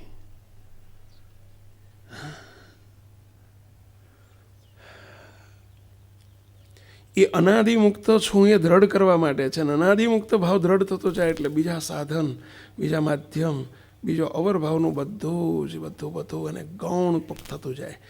તો કે સારું કરવાનું શું કરવા? તો કે જો છોડી જ દેવાનું હોય તો કરવાનું શું કરવા? હા, એ બધું પછી છોડી દેવાનું, છોડી નહીં દેવાનું, છૂટી જાય. છોડી નહીં દેવાનું, છૂટી જાય. હા, છોડી નહીં દેવાનું. નાતો હોય ને, આપણે કહીએ છીએ ને પેલો હાબુ દીધો હોય બરાબરનો, તમે નાતી વખતે હાબુ દેવો પડે. તમે બાથરૂમમાં હોય ને ત્યારે પેલો પાણી પહેલાં નહીં, પાણીથી પછી સાબુ દે, ફીણ બરાબર આમ જોયા કરે ને, આમ ફીણ ચોપડ્યા કરે ને, તમે જોવો બધું. પણ એ ફીણવાળા રહેવાય નહીં કંઈ. પછી ફીણવાળા જઈને બહાર નીકળાય. હાબુ દઈને બહાર નીકળવું હોય, રૂમમાં આવવું હોય તો શું કરવું પડે? પહેલાં પાછું એ જ ફીણ કાઢવાનુંય ખરું, હાબુ દેવાનોય ખરો ને હાબુ કાઢવાનોય ખરો. કાઢવો પડે છે કે નહીં ભાઈ? હે, હવે ફીણવાળો આવીને રૂમમાં ઊભો રહે કેવો લાગે? બબુચક જેવો. છોકરા એમ જ કે હે બાવો આવ્યો, બાવો જ કે. એ સાબુ ચોપડવાનોય ખરો, સાબુ કાઢવાનોય ખરો. કાઢ્યા વગર ના ચાલે. એમ અવરભાવના સાધન કરવા પડે ને અવરભાવના સાધન ભૂલવાય પડે. જ્યારે રૂમમાં જવું હોય ને ત્યારે, બાથરૂમમાંથી રૂમમાં આવવું હોય ને ત્યારે સાબુ કાઢવો પડે. એમ જેણે પછી મૂર્તિમાં આવવું હોય ને ત્યારે પેલા અવરભાવના સાધનને ભૂલી જવા પડે. એ ઉપાધિ રૂપ લાગે કે બસ એને એક જ વસ્તુ એનો લક્ષ્ય થઈ જાય કે હું અનાદિમુક્ત છું. એને રસ એમાં પડે કે બસ મૂર્તિમાં રહેવું છે. બસ મૂર્તિ જ એનો ઇન્ટરેસ્ટ બની જાય, રસ બની જાય. એ ઉપાધિ, બાકી બધી ઉપાધિ લાગે, બધી ઉપાધિ લાગે. અને ઉપાધિ લાગવાની શરૂઆત થાય છે. કહું છું ને, બે રીતે ઉપાધિ લાગે. આળસુ ને ઉપાધિ લાગે, મળતર ના હોય તો ઉપાધિ લાગે, આળસુ હોય ને એને તે ઉપાધિ લાગે. એટલે એ નથી લાગતો આ હારી સી બબાલ. જો ઘણા હુતા હોય ને ઉઠો, શું હેરાન કરો છો કે ઉઠીને શું કરવાનું? હુવા દો ને છાના મને, સમજ્યા? એને ઉપાધિ લાગે, સમજ્યા? ઉઠીને સ્વામીએ કીધું છે ને ઉઠીને ઉપાધિ જ ઊભી કરવાની કે નથી ઉઠવું કે. બોલો બોલો, અહીંયા સ્વામી સાંભળે એને.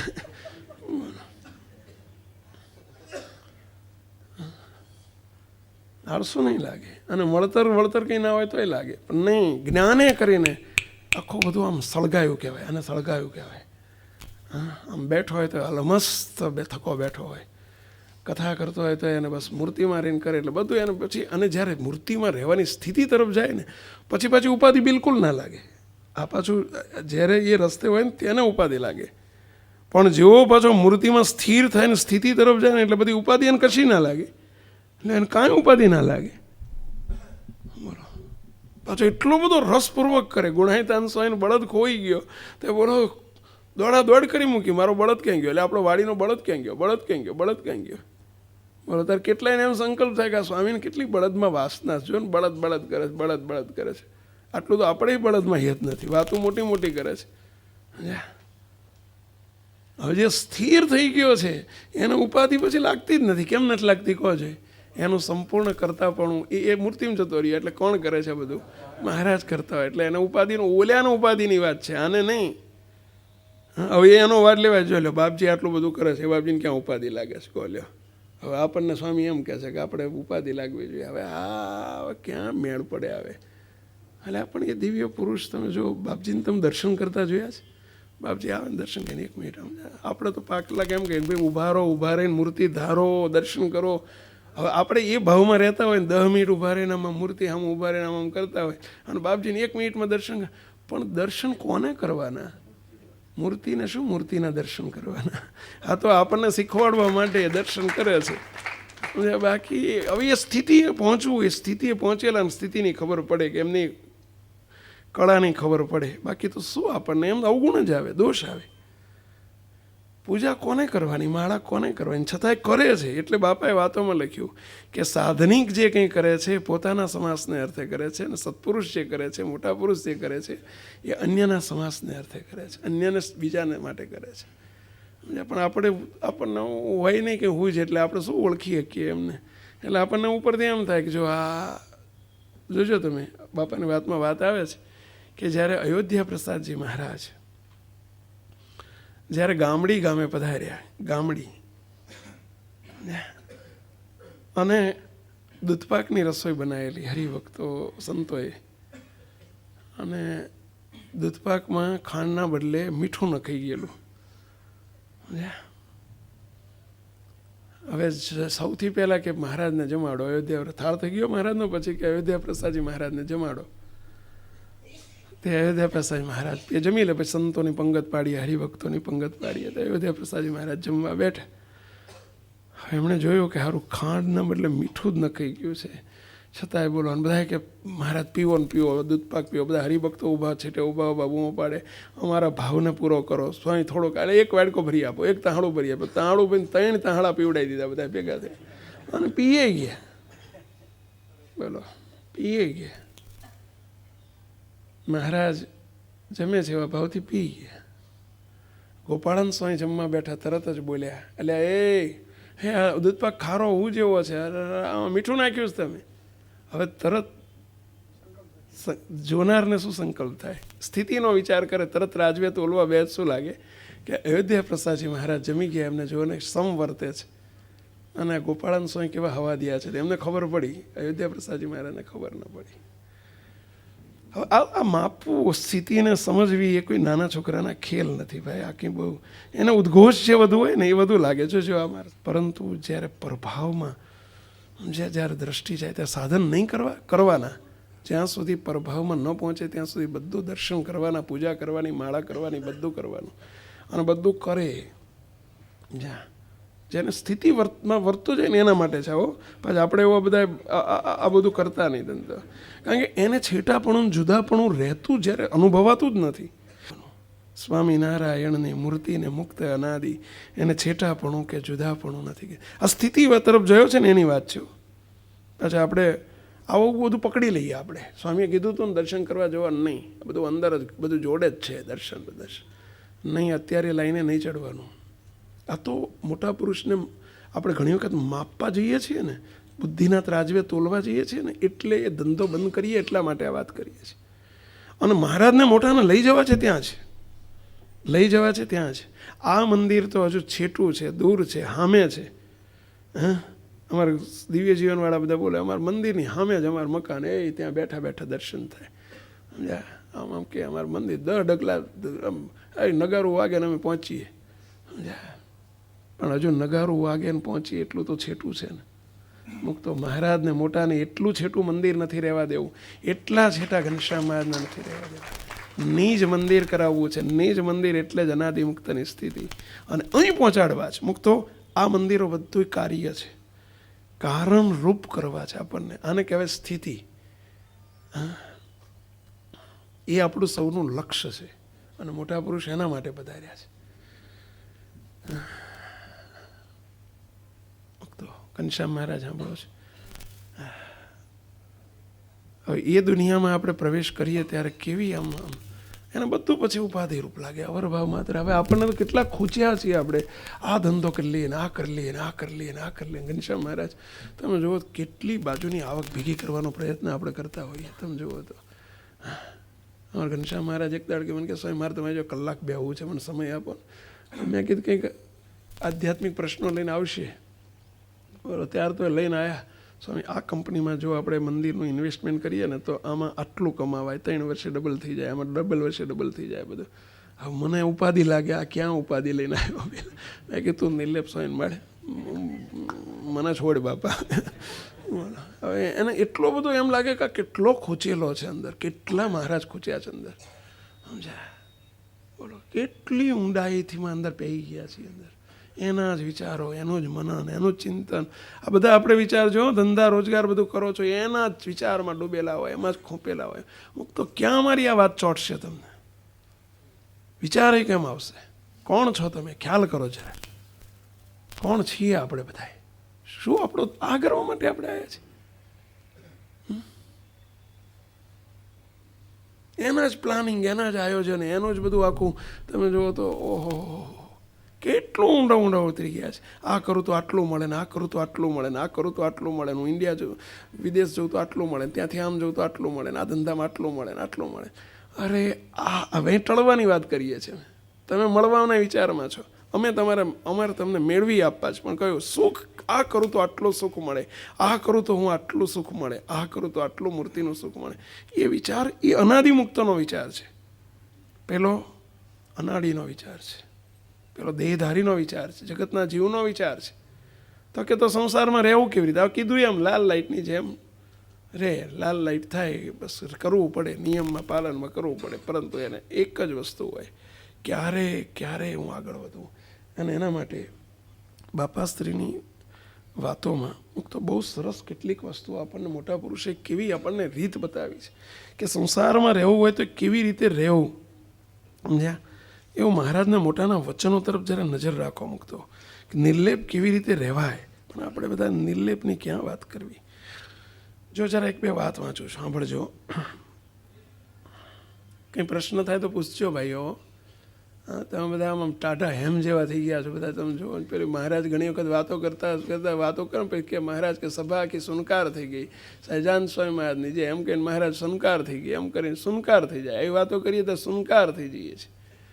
ઊંડા ઉતરી જાઓ છો કે પછી કંઈ સમજાતું નથી કે પાછા વળી રહ્યા છો? અત્યારે આમાંથી શું સાચું કહો? પાછા વળી રહ્યા છો? કેટલા પાછા વળી રહ્યા છો? તમને દેખાય છે એમ પાછો હું વળી રહ્યો છું? તમને ભાસે છે? ભાસવું જોઈએ. અને એનો તમને વિચાર નિરંતર અહીં નહીં, સાંભળીએ ત્યારે પાછા વળીએ એમ નહીં, ઉઠ્યા પછી પણ આપણી વૃત્તિઓ પાછી વળેલી રહેવી છે. હું કોણ છું, શું કર્મ, શા માટે આવ્યો છું, શું કરી રહ્યો છું, શું કરી રહ્યો છું? પાણી વલોવું છું આખી જિંદગી. બાપાના મોટા પુરુષના સિદ્ધાંતો જુઓ. બોલો, પેલા ખભા ગાંડાને જોયો, અને ખભા ગાંડાને મહારાજ આજે પેલો માંગરોળમાં નીકળ્યા અને પેલો ખભો ગાંડો હાથમાં ત્રાજવા લઈને બજાર વચ્ચે બેઠેલો બૂમો પાડે, લ્યો ઇલાયચી લ્યો, ચારોલી લ્યો, પિસ્તા લ્યો, બદામ લ્યો, કાજુ લ્યો, કાજુ લ્યો. બોલો, બધા હસવા માંડ્યા, ખરો ગાંડો છે કે. જો ને હવે હાથમાં ધૂળનો પથરાનો વેપ, એક બાજુ ધૂળ મૂકે ને એક બાજુ પથરા મૂકે, અને બૂમો શું પાડે? કાજુ લ્યો, બદામ લ્યો, પિસ્તા લ્યો, કેસર લ્યો. મહારાજે કોણ છે? મહારાજ કે આ ખભો ગાંડો છે, મગજ ચસકી ગયું છે, ધૂળીના પથરાનો વેપાર કરે છે, સમજે? અને બોલે છે કેસર લ્યો, આ કરો, બાકી ધૂળીનો પથરાનો વેપાર કરે છે. બદામને કાજુનું બોલે છે, બદામને કાજુ, કારણ કે મૂળ વેપારી એ હતો, એ કે કાજુ લ્યો, બદામ લ્યો. એટલે વેપારી એ વેપાર કરતો હતો ને ખોટ ગઈ છે ને ધંધામાં, એટલે મગજ ચસકી ગયું છે, એટલે ધૂળીના પથરાનો વેપાર કરે છે. ઓળખો છે ખભા ગાંડાને? આપણે બધા આપણે મૂળ ધંધો, આપણો મૂળ ધંધો મૂર્તિના સુખનો છે ને, એટલે આપણે બોલીએ છીએ અનાદિમુક્ત કર્યા છે, બસ આપણે બોલીએ છીએ. વેપાર શાનો કરીએ છીએ? ધૂળીને પથરાનો. મહારાજ બોલ્યા ત્યાં કે મૂર્તિ ભૂલીને ભગવાનની મૂર્તિ સિવાયનો, પ્રભાવ સિવાયનો, અવરભાવ માત્રનો વેપાર એ બધો ધૂળને પથરાનો વેપાર છે. અને બોલીએ શાનો? લ્યો કેસર લ્યો, બદામ લ્યો. બોલવાનું કેસર ને બદામ, અને ધંધો કરવાનો ધૂળીને પથરાનો. બોલો, બાપજી આપણને બોલાવડાવે ત્યારે આપણે બધા બોલતા શીખી ગયા. શું? હે મારા એક જન્મના, બે જન્મના, અનંત જન્મના ખોટના ખાતા વાળીને મને અનાદિ મુક્ત કરીને મૂર્તિના સુખમાં રાખ્યો છે, રાખ્યો છે, રાખ્યો. એ શાના માટે બોલાવે છે મોટા પુરુષ ખબર છે? પાછા વળવા માટે. એ શબ્દ સાંભળતાની સાથે, બોલતાની સાથે જ ઇલેક્ટ્રિકનો 66,000 કિલોવોટનો કરંટ લાવવો જોઈએ, કે હું કોણ છું એનું સ્વરૂપનો ભાન થવું જોઈએ. ખોટો નથી એ શબ્દ. મોટા પુરુષ આપણને પાછા વાળવા માટે બોલાવે છે વારંવાર, કે પાછા વળો. હા, ખભા ગાંડાની પેઠે આપણે ધૂળીને પથરાનો વેપાર ન કરો. બોલવાનું કંઈક કેસર ને પિસ્તા ને બદામ ને કાજુ, અને વેપાર કરવાનો ધૂળીને પથરાનો. કોણ છીએ આપણે? શાના માટે આવ્યા છીએ આપણે? શા માટે મહારાજ આપણને લાયા છે?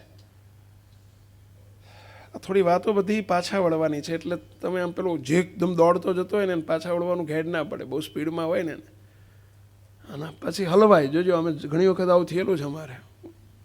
આમ ગાડી લઈને પેલા ભરૂચના રેલવે પેલા ફાટક પેલો પુલ હતો ને, હવે તો મને લાગે મોટો થઈ ગયો ને કંઈક, સમજ્યા? પણ પેલા પુલ ઉપર પેલું જવાનું હોય ને ત્યારે ઘણા ક્યાં પાછળ આવતા, પાછી ગાડીઓ લઈ લઈને આગળ બહુ ટ્રાફિક છે, આગળ બહુ ટ્રાફિક છે, સમજ્યા? પણ અમારે ડ્રાઈવર એવો વિચિત્ર હોય ને, સ્વામી કશું નહીં, આપણે બાજુમાંથી ગમે તે કાઢી નાખશું, સમજ્યા? વેમમાં જવા દે આગળ. અને પછી એવા હલવાઈએ, પછી ઓલો હા ભરે, ઓલા બિચારા 4 જણે કીધું તું પાછા વળો, પાછા વળો, પાછા આપણે વળ્યા નહીં અને દશા બગડી. પાછા વળ્યા હોત તો અત્યારે પહોંચી ગયા હોત ઠેઠ ભરૂચની પેલે પાર જતા રહ્યા હોત. એમાં પાછા વળો, પણ તમે એટલી બધી ઉતાવળમાં છો ને દોડમાં છો ને ડાપણમાં છો ને, પોતાના ડાપણમાં, એટલે તમે પાછા વળતા નથી અને હલવાવાના છો. બોલો, હલવાઓ છો પછી. અને જેને જેને જોયું છે એકમાંથી ખૂંચીને બહાર નીકળતા, એમાંથી નીકળવા માટે બીજામાં ખૂંચે, બીજામાં નીકળવા માટે ત્રીજામાં ખૂંચે, ખૂંચતા જ જાય દાડે દાડે, સમજ્યા? અને પછી મરે, હેરાન થાય ને પછી હેરાન કરે બધા કેટલાય ને. પાછા વળો જરા. મહારાજ એના માટે થઈને બોલ્યા છે. જો સાંભળો, આ બધી વાતો તમને નહીં ગમે, મને ખબર છે. સામા પ્રવાહની વાતો છે બધી, હામા પ્રવાહની વાતો છે. રાજુભાઈ ગમે છે? સાચું બોલજો. નહીં ગમે, ગમતી હોય તો સારું, અમારી પર કૃપા કહેવાય. જો આ ગમતી હોય તો. ઘનશ્યામ મહારાજ ગમે છે આ વાતો? હા, સાચું બોલો છો. મને સારું લગાડવા નથી કહેતા. રાજુભાઈ તો એ ના બોલે, સારું લગાડવાય ના બોલે. હા,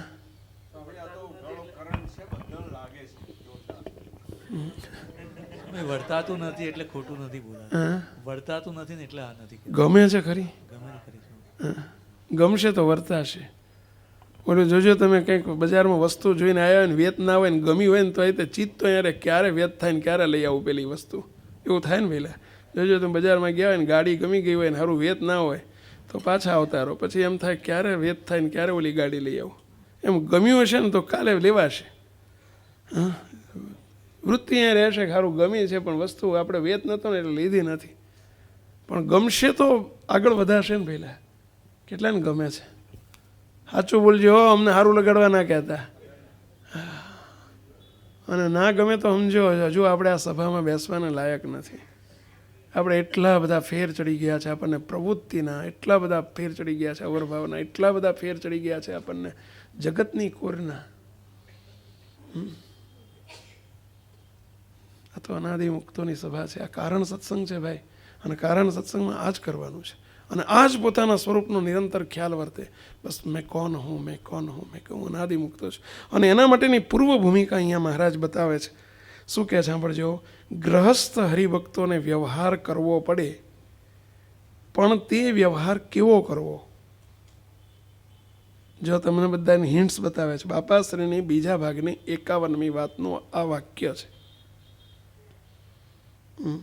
ગ્રહસ્થ છો એટલે વ્યવહાર તમારે કરવો પડે, પરંતુ વ્યવહાર કેવો કરવો? તો જો બધા શીખજો આવો તો વ્યવહાર કરતા થકા શ્રીજી મહારાજ સુખે કરીને સંભારાય, સુખે કરીને સંભારાય એટલે સહેજે સહેજે સાંભળે. આપણે ભૂલી જઈએ, માનસી પૂજા ભૂલી જઈએ, કથા વાર્તા ભૂલી જઈએ, માળા ભૂલી જઈએ, ધ્યાન ભૂલી જઈએ, અથવા તો જતું રહે બધું. સંતો આપણે સાંભળજો, આ એકલા ગ્રહસ્થના વ્યવહારની વાત નથી. તો આપણે ભર્યા રહેવાશે. નહીતર જય સ્વામિનારાયણ, પ્રગટેલા દીવાથી દીવા પ્રગટશે ભાઈ. આપણે ખાલી હઈશું, તમને ખાલી રાખી શકશું, ભર્યા નહીં કરી શકીએ. આપણા બધા માટે છે. સેવકે આવી ગયો ને તમે બધા, આપણે બધા આવી ગયા. આમાં ગ્રહસ્થ હરિભક્તોને વ્યવહાર કરવો આપણે જોડે લઈ લેવાનો કે આપણે પણ સત્સંગનો વ્યવહાર કરવો, પણ કેવો કરવો? તો વ્યવહાર કરતા હતા કે આ શ્રીજી મહારાજ સુખે કરીને સંભારાય અને કથા વાર્તા, ધ્યાન, ભજન, માળા, માનસી પૂજા એ આદિ નિયમો બરાબર સચવાય. લ્યો, બરાબર સચવાય. હચવાય ના કીધું, બરાબર સચવાય. એટલે શું? હા, ઓલી માનસી પૂજા થાય કદાચ, પણ મનોભાઈ ક્યાંય આંટા મારતા, કરવા ખાતર થાય. અને જોજો, આપણને પોતાને જ પૂછો કે તમને સંતોષ થાય છે? માનસી પૂજા કર્યા પછી આપણને પોતાનો પ્રશ્ન પૂછો કે મને સંતોષ થયો? ધ્યાન કર્યા પછી પ્રશ્ન પૂછો કોક દાડો કે મને સંતોષ થયો? માળા કર્યા પછી પ્રશ્ન પૂછો પોતાને કે મને સંતોષ થયો? પૂછો. એ આપણું પોતાનું બેલેન્સ શીટ કાઢ્યું કહેવાય આપણે. આ સેવક અત્યારે બધે વિચરણ ચાલે છે તે અમારે અગ્રેસરોની મિટિંગ હોય છે બધે. પછી બધા 8-10 અગ્રેસરો એટલે જે લીડર્સ હોય ને બધાની મિટિંગ હોય. પછી બધાને બેસાડું, પછી પૂછું કે તમે શું શું સેવા બજાવો છો. એક પછી એક બોલવા માંડો.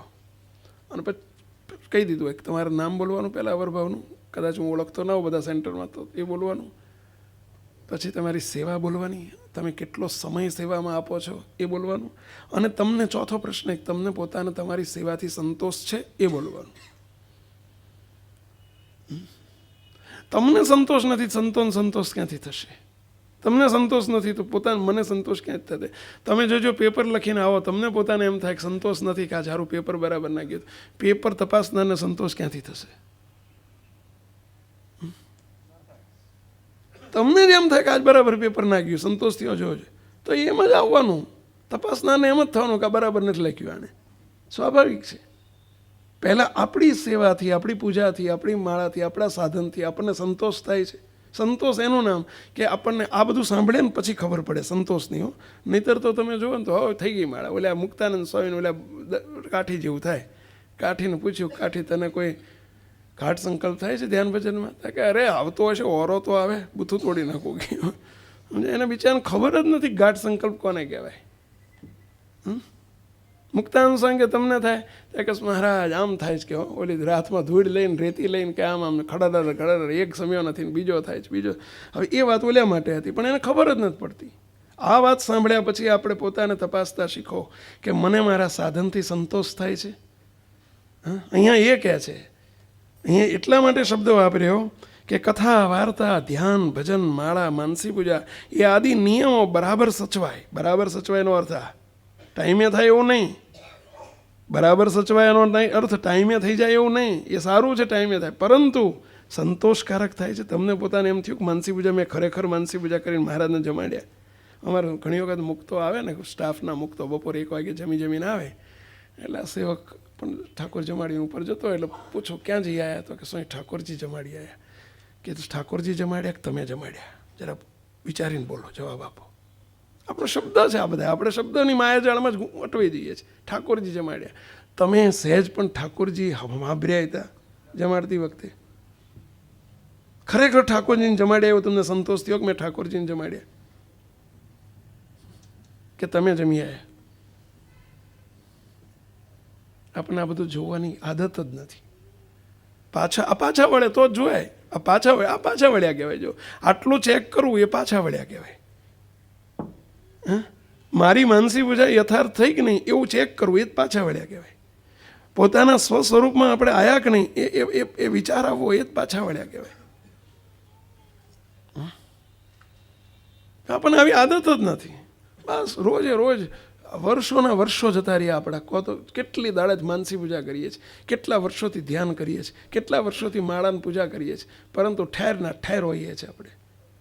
અને એનું કારણ યથાર્થ કરતા નથી આવડતું. પાછા વળવાના વિચાર સાથે નથી થતું, હેતુપૂર્વક નથી થતું. કે આ બધું સાધન શાના માટે છે? તો સાધ્ય મળવું જોઈએ, સાધ્ય સુધી પહોંચવા માટે છે. એ વિચાર નથી આવતો આપણને. હવે શું કે સાંભળજો, ફરીથી વાંચું છું.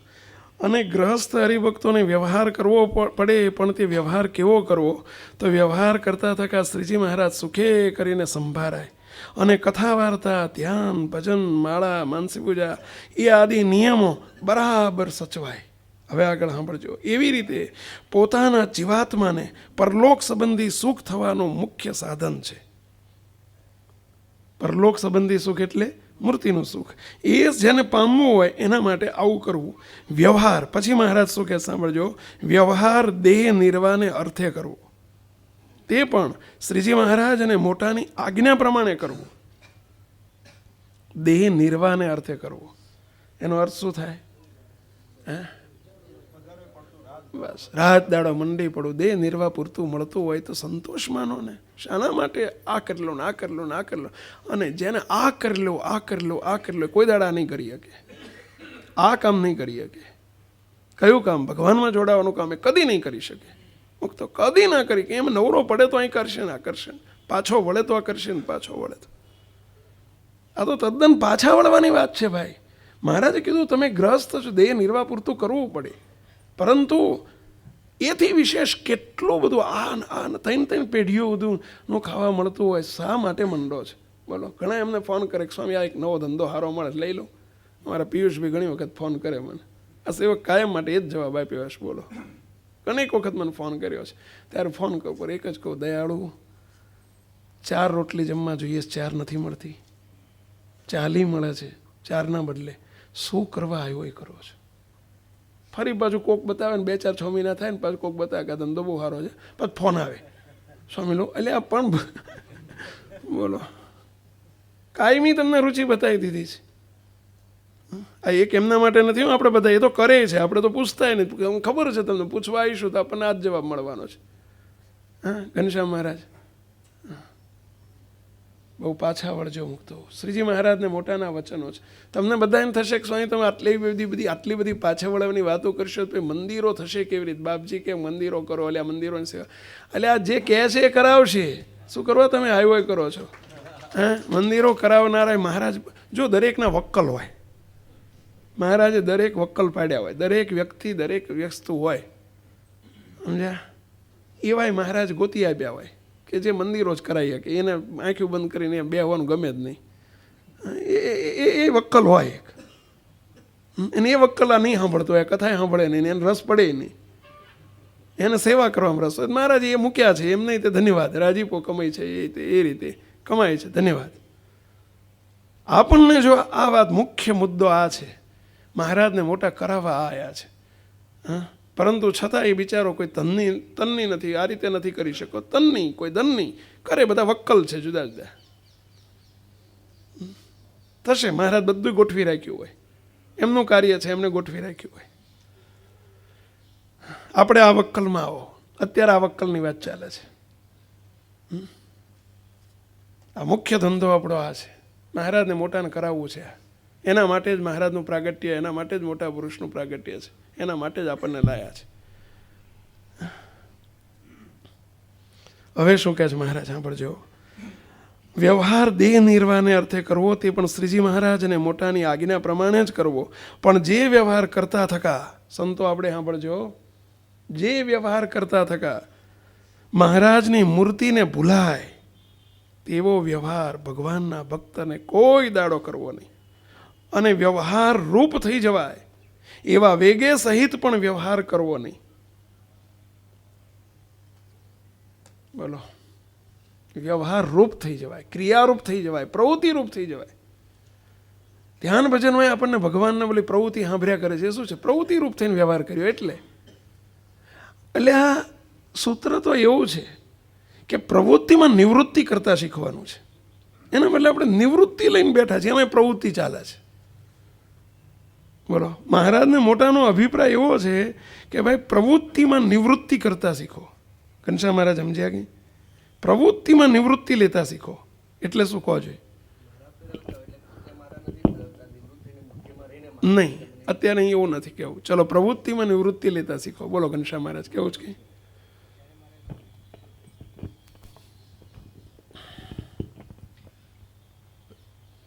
જે મહારાજ જે સેવા કરતા હોય, જે પ્રવૃત્તિ કરતા હોય, એમાં મહારાજ છે એ ભાવથી. ચાલો, બરાબર નથી. અહીં શું કહેવા માંગે પિયુષ મહારાજ? કેવું છે કે આપો ભાઈ. કોઈ બી ક્રિયા કરતા હોય એ મુખ્ય ના રાખીએ, અને જે મુખ્ય છે એને ધ્યેય તરફ રાખીએ આપણે. સર્વે ક્રિયા વ્યવહારિક ક્રિયા હોય ને તો એમાં તે નિવૃત્તિ કરતા શીખો. નિવૃત્તિનો કરતા એટલે શું?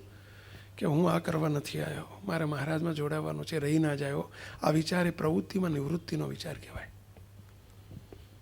પ્રવૃત્તિ કરતાં કરતાં નિવૃત્તિનો વિચાર કરો. હું આ કરવા નથી આવ્યો, હું શાળાઓ ચલાવવા નથી આવ્યો, એક કરીને બીજી કરીને ત્રીજી ચોથી પાંચમી હું આ ધંધો કરવા નથી આવ્યો. સમજ્યા? હું શું કરવા આવ્યો છું? એનો વિચાર રહે ને, નિવૃત્તિનો વિચાર કહેવાય. પ્રવૃત્તિમાં નિવૃત્તિ લેતા શીખો. હવે એના બદલે આપણે નિવૃત્તિ લઈને બેઠા છીએ, ધ્યાન ભજન કરવા બેઠા હોય, ધ્યાનમાં બેઠા હોય, એમાં પ્રવૃત્તિ સાંભળતી હોય. બોલો, એમાં સ્કૂલ સાંભળે, બોલો એમાં આપણને વ્યવહાર સાંભળે. આ નિવૃત્તિમાં પ્રવૃત્તિ કરીએ છીએ, એટલે પ્રવૃત્તિમાં નિવૃત્તિ કરાવવાની છે. એના બદલે ઊંધું ચાલે છે આપણે. અને એનું કારણ શું છે ખબર છે? જ્યારે પ્રવૃત્તિ કરી ત્યારે પ્રવૃત્તિ રૂપ થઈને કરી છે ને, એટલે એના દંશ બેસી ગયા છે, એટલે એના પાસ લાગી ગયા છે. એટલા બધા એ રૂપ થઈને એ વખતે ભગવાન સાંભળ્યા જ નહીં. આપણને આપણા ધ્યેયનું જાણપણું રહ્યો જ નહીં. આપણને ખ્યાલ જ ના રહ્યો કે હું કોણ છું, હું શું કરવા આવ્યો છું, એ વિચાર રહ્યો જ નથી. અને એટલે એટલા બધા ડોંસ બેસી ગયા અંદર. એટલે પછી જ્યારે નિવૃત્તિ લઈને બેસીએ ને આપણે ધ્યાનમાં બેસીએ ને આંખો બંધ, બધાને લાગે છે કે ધ્યાન કરે છે, પણ કાં તો જોકે ચડ્યા હોય ને કાં તો વિચારે ચડ્યા હોય. આ પ્રવૃત્તિમાં નિવૃત્તિમાં પ્રવૃત્તિ કરીએ છીએ આપણે. અને એવું થાય છે એનું કારણ આ જ છે કે આપણને પ્રવૃત્તિમાં નિવૃત્તિ લેતા આવડતું નથી. મહારાજ એવું કહે છે પ્રથમના 22મા વતનામૃતમાં કે હાલતા ચાલતા ખાતા પીતા સર્વે ક્રિયામાં ભગવાનમાં વૃત્તિ રહે, ભગવાનનું અનુસંધાન રહેશે તો પૂજા કરતા કે ધ્યાન ભજનમાં ભગવાનમાં વૃત્તિ રહેશે. મુક્તો આ જાણપણું નિરંતર આપણે કેળવવાનું છે. આ મહારાજને મોટાના શબ્દો છે. મુક્તો હવે શબ્દોને આપણે શબ્દો નથી રહેવા દેવા. ચલો થોડા પાછા વળજો. કીધું ને વ્યવહાર મર્યાદામાં રહીને કરો, માપ ન કરો. આ બહુ જ મહત્વની મુદ્દા છે. આશા તૃષ્ણા કોઈ દિવસ આપણને ભગવાનમાં ઠરવા નહીં દે. સતત વિચાર રહેવો છે એક મારું કયું કામ છે કે કામ આ એક જ છે જો કામ આ એક જ છે જો કામ મેરો મેના સુખમાંથી જવો બનીને નિષ્કામ રોમના સુખમાંથી જવો બનીને નિષ્કામ. આ આપણો લક્ષ્ય બની જવો જોઈએ. દિવસ રાત આપની આ આલોચના થઈ જવી જોઈએ. આ આલોચના અનાદિમુક્ત તરીકે આ આલોચના રહેવી જોઈએ. આપણે આ ધંધો કરવાનો છે, આ એક કામ કરી લેવાનું છે આપણે. હા, બીજું બધું અનંત જન્મમાં કર્યું છે. આ કામ કરવા માટે આપણો જન્મ છે. કલ્પેશ મહારાજ સાંભળો જ ભાઈ, સુરેશ મહારાજ ભલે બીજા મંદિર કરાવે, આપણે આ કરજો. સગા બે ભાઈ હોય તો હું તો સલાહ આપું છું, કોઈનું પોતે પોતાનું કરી લેવું, બીજાનું ના જોવું. દરેકના ઈશક જુદા જુદા હોય, આપણે આપણો ઈશક બનાવી દેવો. અમે બધા આટલા સંતો છીએ, સંતો એ બધા એક સ્થાનમાં રહીએ છીએ. બધાએ સૌ રીતે સેવા કરે છે, પરંતુ કોઈનું ના જોવાનું હોય. પોતે પોતાનું કરી લેતા શીખો.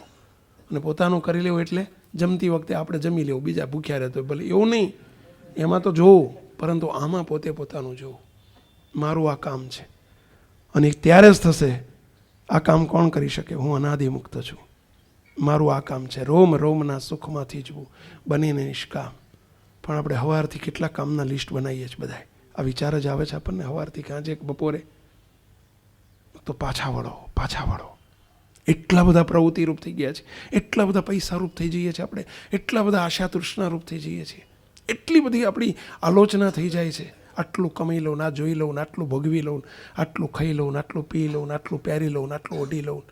પહેરવાના, ઓઢવાના, ખાવાના, પીવાના, જોવાના, જાણવાના અબરકા આપણને સ્થિર થવા જ નથી દેતા. આશા તૃષ્ણા નદીના સંગમ ગાજતા ગંભીરજી મનસુબા રૂપી લોઢ મોટા થાવા નદીએ સ્થિર. હા, મોટા મનસુબા ઘડ્યા કરીએ છીએ આપણે અને સ્થિર થવા જ નથી દેતા વિચારમાં. આ બધી કથા આપણી બધી અહીંયા આપણને થોડીક સારી લાગે છે સહેજ, બાકી બધી બાષ્પીભવન થઈ જાય છે વગર ગરમીએ. બોલો એનું કારણ આ છે. મનસુબા ઘડ્યા કરીએ છીએ. શા માટે? શું કરવા? કોના માટે? તમે કહેશો કે અહીં છોકરા માટે થોડુંક ભેગું કર્યું હોય તો વાંધો નહીં. એટલે આ છોકરાને મહારાજે સુરા ખાચરે શું માગ્યું? ઝીણાભાઈએ મહારાજ પાસે શું માગ્યું?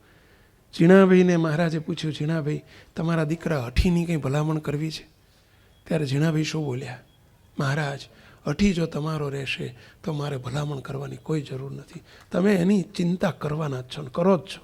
અને અઠી જો તમારો નહીં રહે તો હું ગમે એટલી તમને ભલામણ કરીશ તો મારી ભલામણ કામમાં આવવાની નથી. એમ શું કરવા તમે તમારા છોકરાઓની અવરભાવમાં બાળકોની ચિંતા કરો છો? ઠીક છે, આપણી ફરજ છે, પરંતુ આને હું આટલું ભેગું કરી આપું, આટલું ભેગું કરી આપું. એટલે આ ગમે એટલું ભેગું કરીને આપ્યું હશે, જો આ નહીં આપ્યા હોય એને વારસામાં, તો બધું સાફ થઈ જશે. એને એટલું શીખવાડો ને કે તું મહારાજનો થઈને રહેજે બાપા, મોટા પુરુષનો થઈને રહેજે, તારી ચિંતા એ કરશે. હા, કાંઈ કરવાની જરૂર નથી આપણે. હા, પાછા વળો ને થોડા. શું કરવા? હાય હોય પણ ગમે છે આપણને બધું. આ કામ બન્યું જ નથી આપણું, અને એનું કારણ હજુ આપણે દેહધારી મુવા છીએ. હું કોણ છું નો ખ્યાલ નથી આપણને. આ જેટલું દ્રઢ થશે કે હું અનાદિમુક્ત છું, અને અનાદિમુક્તનું કાર્ય આ છે. કામ આ એક જ છે જો કામ. રોમના સુખમાંથી છું બનીને નિષ્કામ. પણ અમે સંત છીએ એવું રહે છે. હું આ વિભાગ સંભાળું છું, તમને એમ થાય કે અમે આપણું આ કામ છે, આપણું આ કામ છે. બધા કામ કરો, પરંતુ આ સેન્ટર પોઈન્ટ ઉપર ઊભા રહીને કરો. This is our centre point. બસ ખ્યાલ નથી આવતો આપણને, દ્રઢ જ નથી થયું હું કોણ છું. ચલો મેં કોણ હું. સ્વામી વ્યતિરેક સ્વામી, આપણે 10 મિનિટ થશે, પરંતુ એક કીર્તનનું મનન કરી લઈએ આપણું, જે પોતાને પાછા વળવા માટેની પ્રેક્ટિકલ કરીએ. હવે થોડું આ બધું થિયરિકલ થયું, જરા નેત્ર મીચીને પાછા વળો આપણે, સમજ્યા? એક એક લીટી બોલતા જજો, થોડુંક અંતરો પાડજો પાછા વળવા માટે. અરે कौन हूँ मैं, कौन हूँ, कौन हूँ मैं, कौन हूँ. બોલતા જાઓ, मैं कौन हूँ, मैं कौन हूँ, मैं कौन हूँ, मैं कौन हूँ. કોણ છું? આ દેહ તે મારું સ્વરૂપ નથી. હવે આગળ આપણને બતાવે છે કે આપણે કોણ છીએ. અરે स्थूल देह नहीं हूँ, સ્થૂળ દેહ નહીં હું. દેખાતો અવરભાવ સ્થૂળ દેહ તે હું નથી. આ મગનભાઈ, છગનભાઈ, રાજુભાઈ, ફલાણાભાઈ તે હું નથી. આ સ્થૂળ દેહ એટલે દેખાય છે તે દેહ તે હું નથી. અરે सूक्ष्म और कारण नहीं हो, સૂક્ષ્મ ઓર કારણ નહીં હો.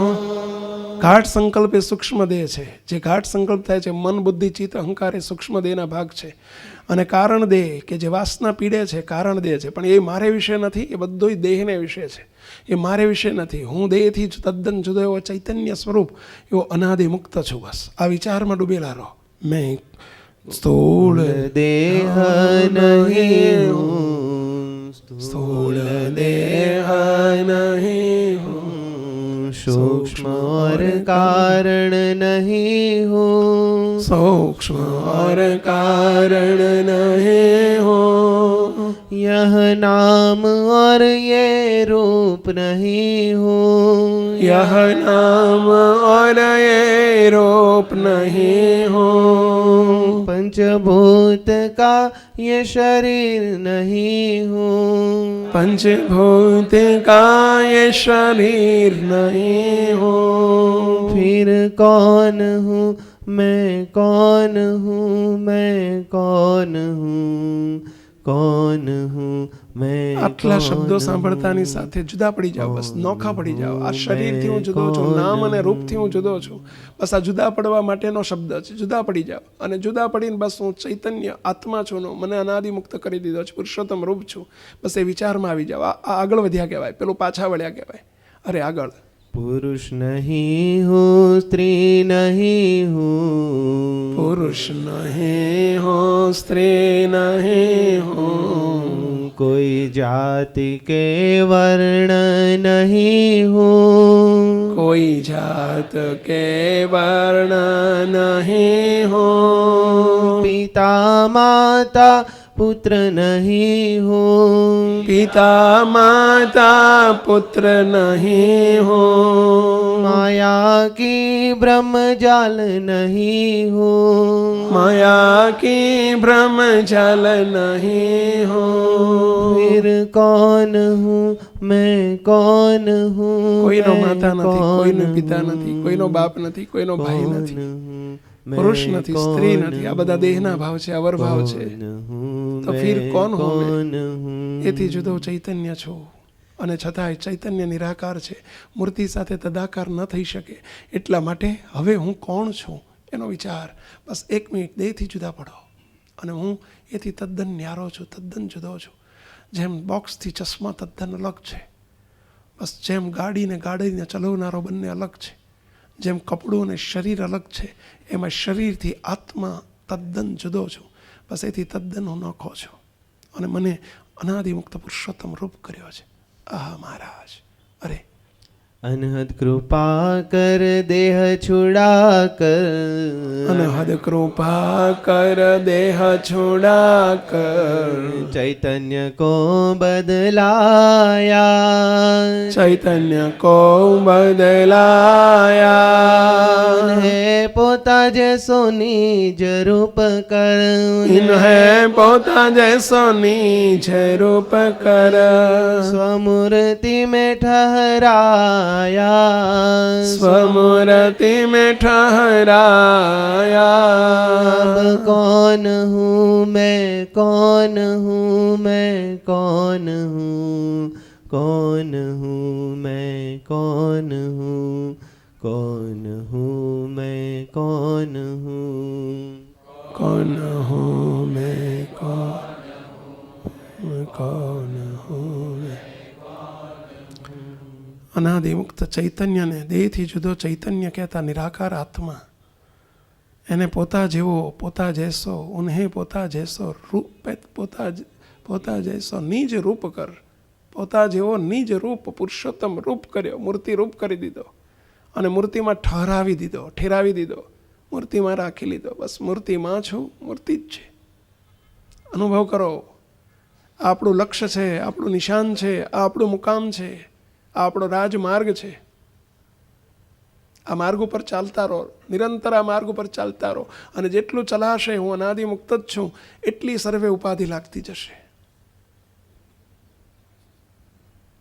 અરે दिव्य साकार अनादिमुक्त हूँ, दिव्य साकार अनादिमुक्त हूँ, अति प्रकाशमान हूँ, अति प्रकाशमान.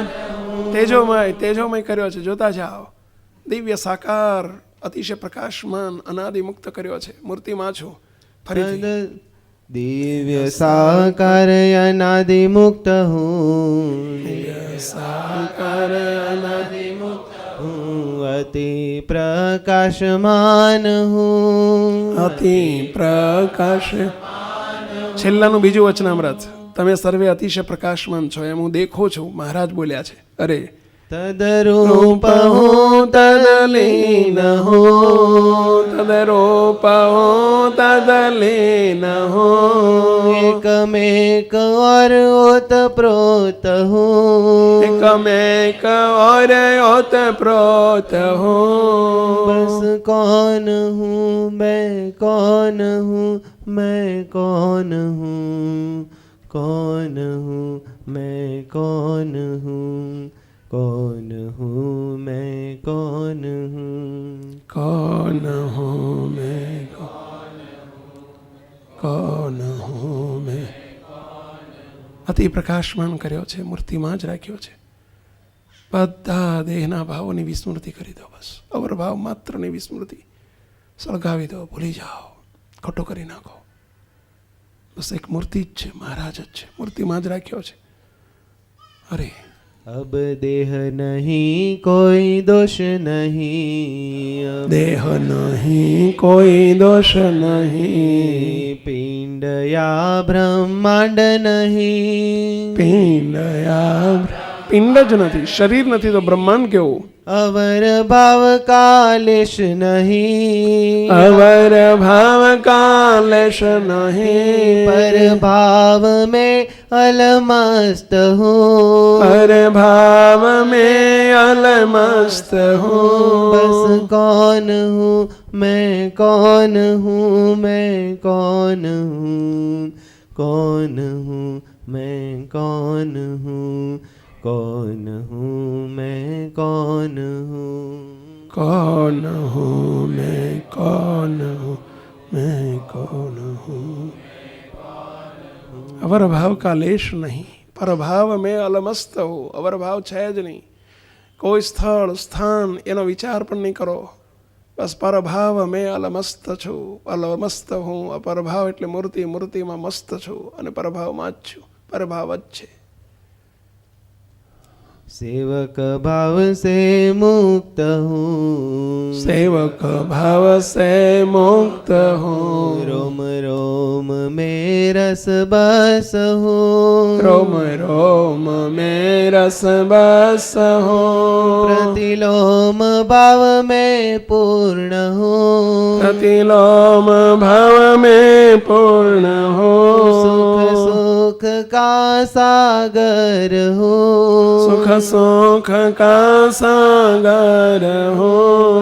कौन हूँ मैं, कौन हूँ मैं, कौन हूँ, कौन हूँ मैं, कौन हूँ, कौन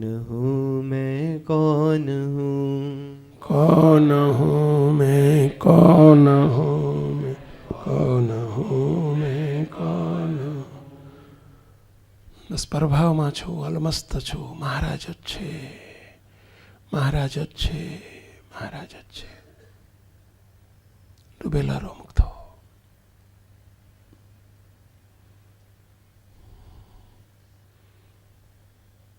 સહેજાન સ્વામી મહારાજની છે. મુક્ત આ માસના લેસન આપણને મુમુક્ષુતા પુસ્તક વાંચો છો બધા? વાંચજો. અને આ મુમુક્ષુતા સાર એની પુષ્ટિ માટે છે, ખાસ વાંચજો. બહુ પુષ્ટિ થશે આપણે જો એ વાંચીને મનન કરશું તો. ઘનશ્યામ મહારાજ ચાલુ કર્યું, કંઈ ટાઈમ મળે છે? કર્યું જ કંઈ ચાલુ? મુક્તો આમાં લેસન આપ્યું છે આ માસનું. એક તો હું કોણ છું આ વિચારની દ્રઢતા માટે રોજ છેવટ દિવસમાં 5 માનસી પૂજા પછી અચૂક 1-2 મિનિટ માટે પણ બધું સળગાવીને હું કોણ છું એનો વિચાર કરો. જેને આ માર્ગે દોડવું છે કરજો. જેને જો એમને એમ પડ્યા રહેવું છે એને કરવાની જરૂર નથી, પણ આજે નહીં તો કાલે કરવું પડશે. મહારાજ કે 1 શ્લોકે કે 2 શ્લોકે 1000 શ્લોકે પણ આ કર્યા વગર છૂટકો નથી, એવું મહારાજ બોલ્યા છે. વચનામૃત સાળંગપુરનું 4. શ્રીજી મહારાજ આગળ કહે છે, દિવસ દરમિયાન 1 વખત મેં કોણ હું કીર્તન સાંભળીને મનન કરવું છે. આમાં છાપેલું આપ્યું છે. આજે અત્યારે કીર્તન બોલાવ્યું, 1 વખત દિવસમાં મનન કરો. અને દિવસ દરમિયાન અવરભાવને દ્રઢ કરાવનારા જે 4-5 શબ્દો છે. કયા 5 શબ્દો? હું, મેં, મારું, મને અને મારે. આવા અહમવાચક શબ્દોનો વાણી વિચારમાં પણ ત્યાગ કરીશ. બોલવામાં પણ આ શબ્દો ના આવવા દો, જે અવરભાવનો પ્રલય કરાવવાના બદલે દ્રઢતા કરાવે છે. અને આની પૂર્વ ભૂમિકા છે મહારાજની આપેલી પંચવર્તમાનની આજ્ઞાઓ અચૂક પાળવી, તો જ આ બધું શક્ય બનશે. એક લેસન બીજું કંઈક કારણ સ્વામી કહેતા હતા, શું કહેતા? હા, સવારમાં મુક્તો રોજ જો આ બધું પ્રેક્ટિસ કરો. આ મુમુક્ષુતા વર્ષ છે, આપણે કંઈક લક્ષ્ય સાધવું છે, તો રોજ 1 કલાક મુક્તો ખાસ મનન કરો, ત્રાટક કરો, આ વિચાર કરો, ડૂબેલા રહો. પોતાના ઘેર પણ કરો, ઘર મંદિર નજીક ના હોય તો, નહીંતર નજીકના મંદિરમાં જઈને અચૂક 1 કલાક ઓછામાં ઓછું આવું કરો, તો આમાં કંઈક આપણને સિદ્ધિ મળશે. કંઈક આપણે મહારાજના સંકલ્પમાં ભળી શકશું. પહેલાં અચૂક કરો. હા, બસ આ જ આપણું સ્વરૂપ છે, આપણું સ્વરૂપ આપી દીધું છે. હા, અને મુક્તો ખાસ આપણને ક્લિપ પણ આપવામાં આવી છે 30મી પછી. દરેક મહિને આપણને વોટ્સઅપ ઉપર જવાની છે ને. હા, આવી ક્લિપ પછી 30 તારીખ પછી સાંભળવા મળશે હવેથી, કે જે આપણને સતત અનુસંધાન રખાવે. દર મહિને રાખજો. સર્વે મુક્તોને જય સ્વામિનારાયણ. આપને અર્થે જન્મે અમારો સમજણ દ્રઢ કરાવજો. દેહ નહીં હું મુક્ત અખંડ મનન રખાવજો. રસ બસ કરીને મૂર્તિમાં રાખ્યા મહારાજ જઠસાવજો. મહારાજ જઠસાવજો, બસ તવ સુખમાં ડુબાડજો. હો પ્રાણ પ્યારા શ્રીજી, આ સંકલ્પમાં બળે આપજો. આ સંકલ્પમાં બળે આપ.